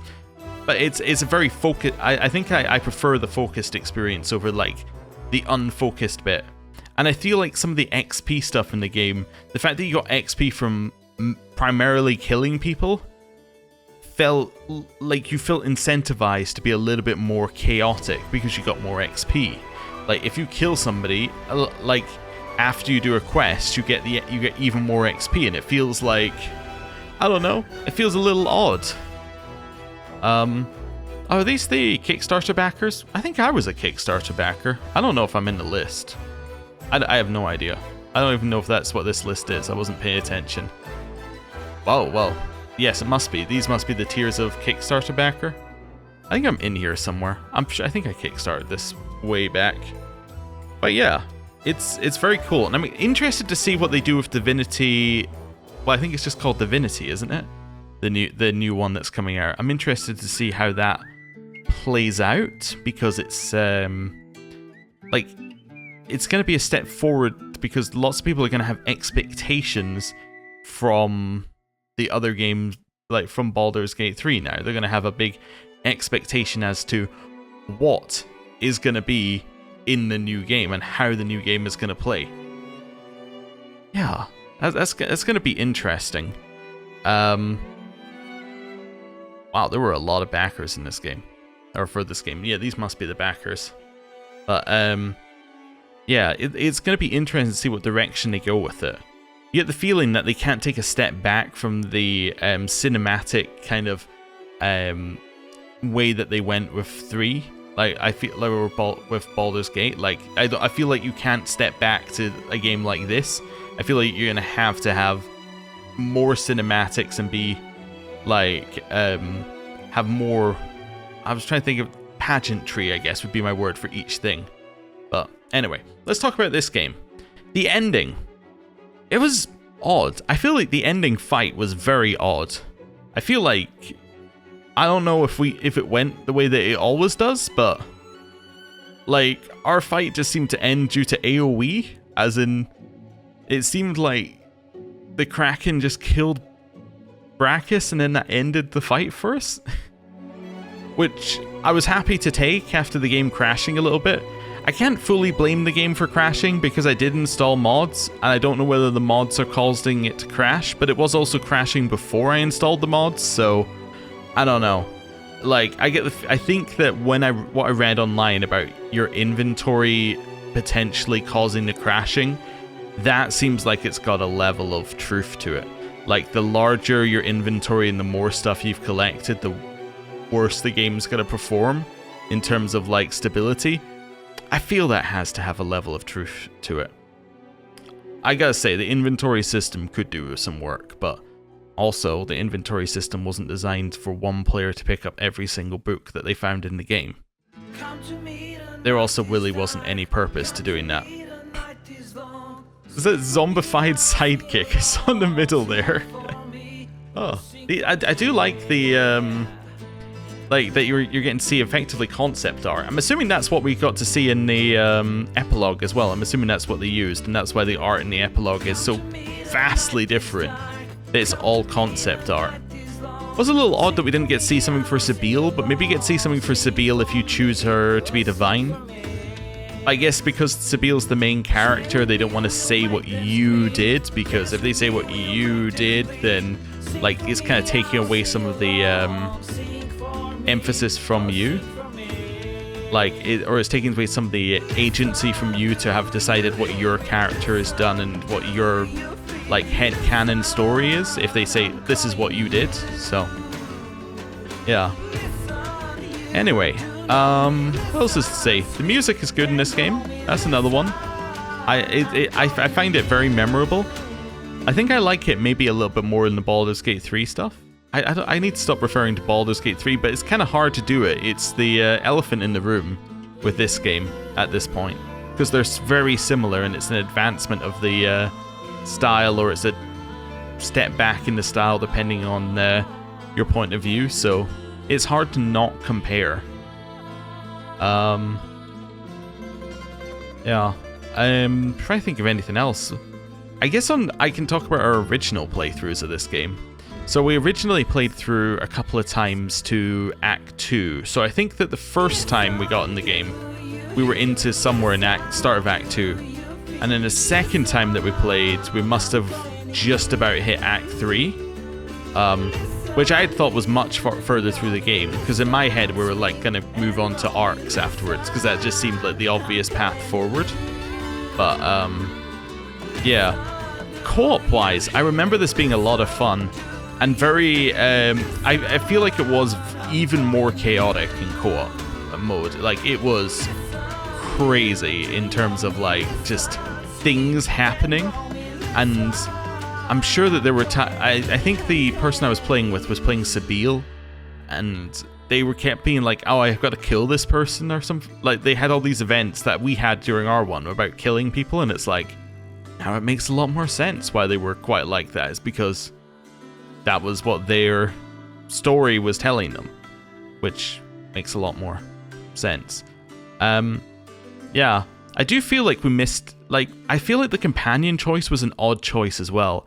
I feel like they definitely wanted you to play the game multiple times, because I don't really like that you had to like ditch two companions, because the two companions were in the game all the way through, and I know that they came back for like that bit in the middle for like the combat section, which was a cool callback, but I feel like if you hadn't already played some of the game before, you'd have very little connection to the two companions who just randomly appeared. They're just two people who randomly appeared, which, I don't know. It doesn't feel great in that, because I feel like I wanted to know more about Ethan and Beast as we were going through. Like, there were sections in the game where I was thinking Beast would have been very interesting, like the whole dwarven section. I feel like we didn't get a lot of exploration of. Like, we obviously got to do the main story part, but there was a level underneath that I felt that we could have accessed had we had Beast. Just the same thing with the Lone Wolves. There was a level that we could have accessed if we had had Ifan. So I think it would have been interesting. Also, I'm wondering how the game plays. People said that you should not have Fane as your main character on your first playthrough because he spoils too much. So I'm wondering whether he has a lot of extra stuff that internally he talks about. So I felt like we were Fane was cool, but I felt like we were kind of like getting the surface level of him, but I don't know if that's due to our choices within the game or whether that's just kind of how he is unless you're playing as the character. But yeah, Red Prince was very good. I think Red Prince was definitely my favorite of the companions, followed by Losif, probably then followed by Fane. But yeah, I like when they have a lot to say and have a very distinct personality that they put out.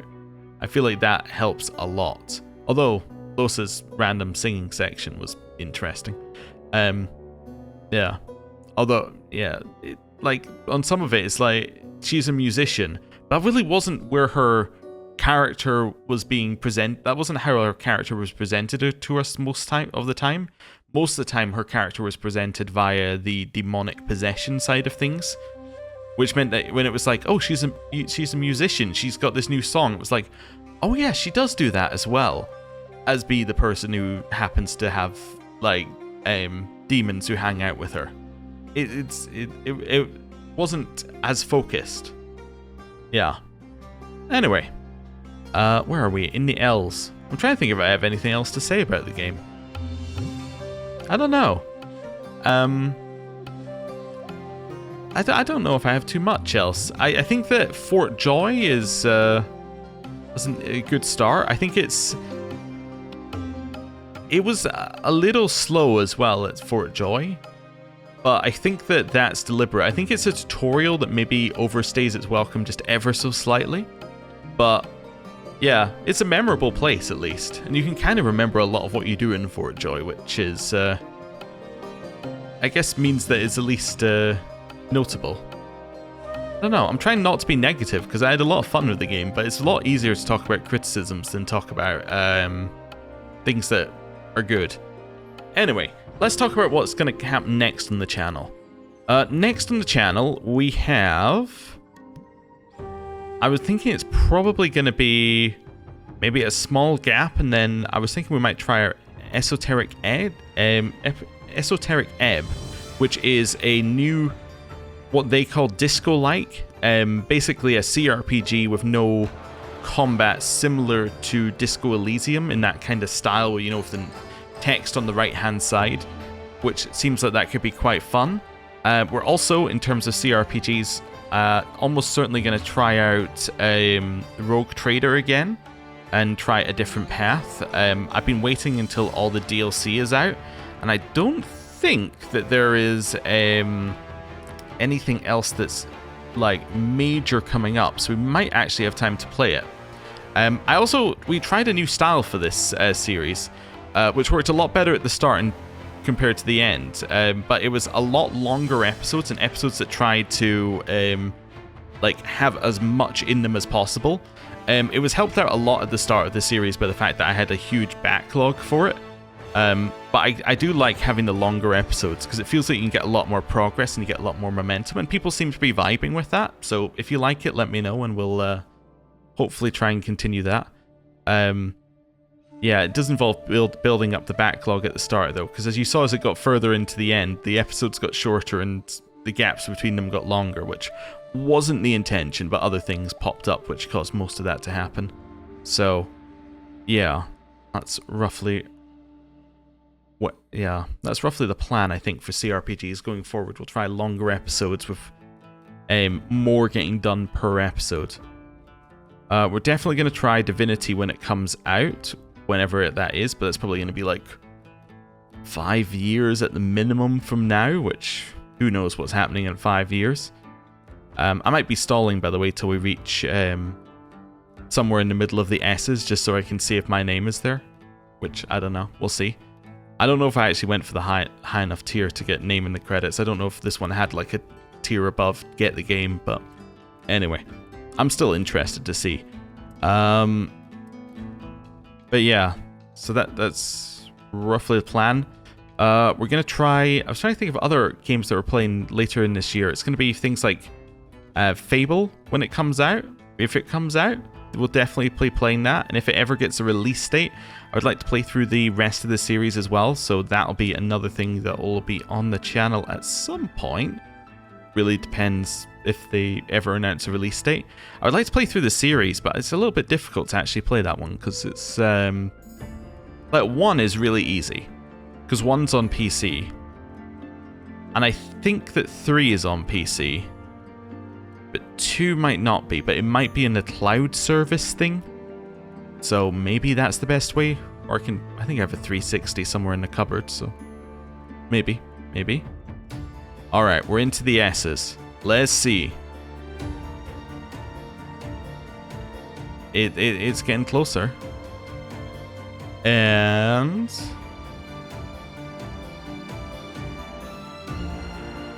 maybe. There's a lot of Steffens, huh? Huge number of Steffens.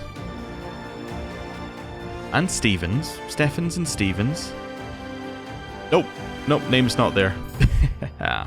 Well, there you go. That was a fun mini adventure here. I think that what I'm going to do is I'm going to let the credits play out, and then I'm going to meet you at the end. So, thank you for watching, and I will see you at the end of the credits.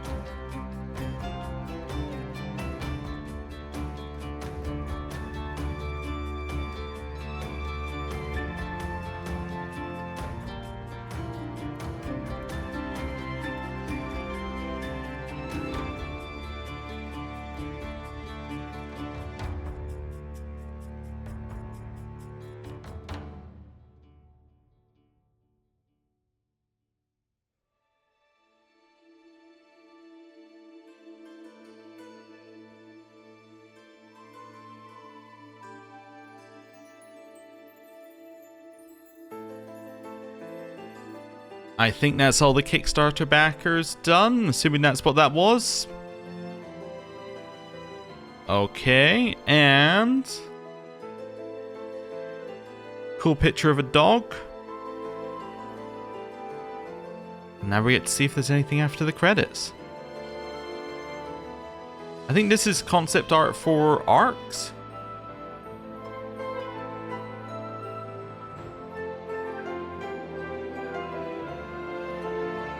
Cool.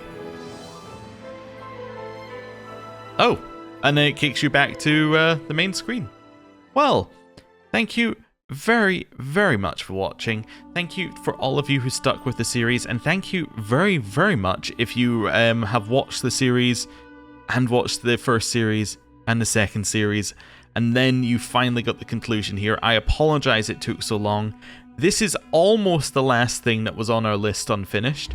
We got, I think, one more boss fight in another, or we got 1 or 2 more boss fights in another game, and then that will have meant that I completed my goal for 2025. I know, it's the middle of,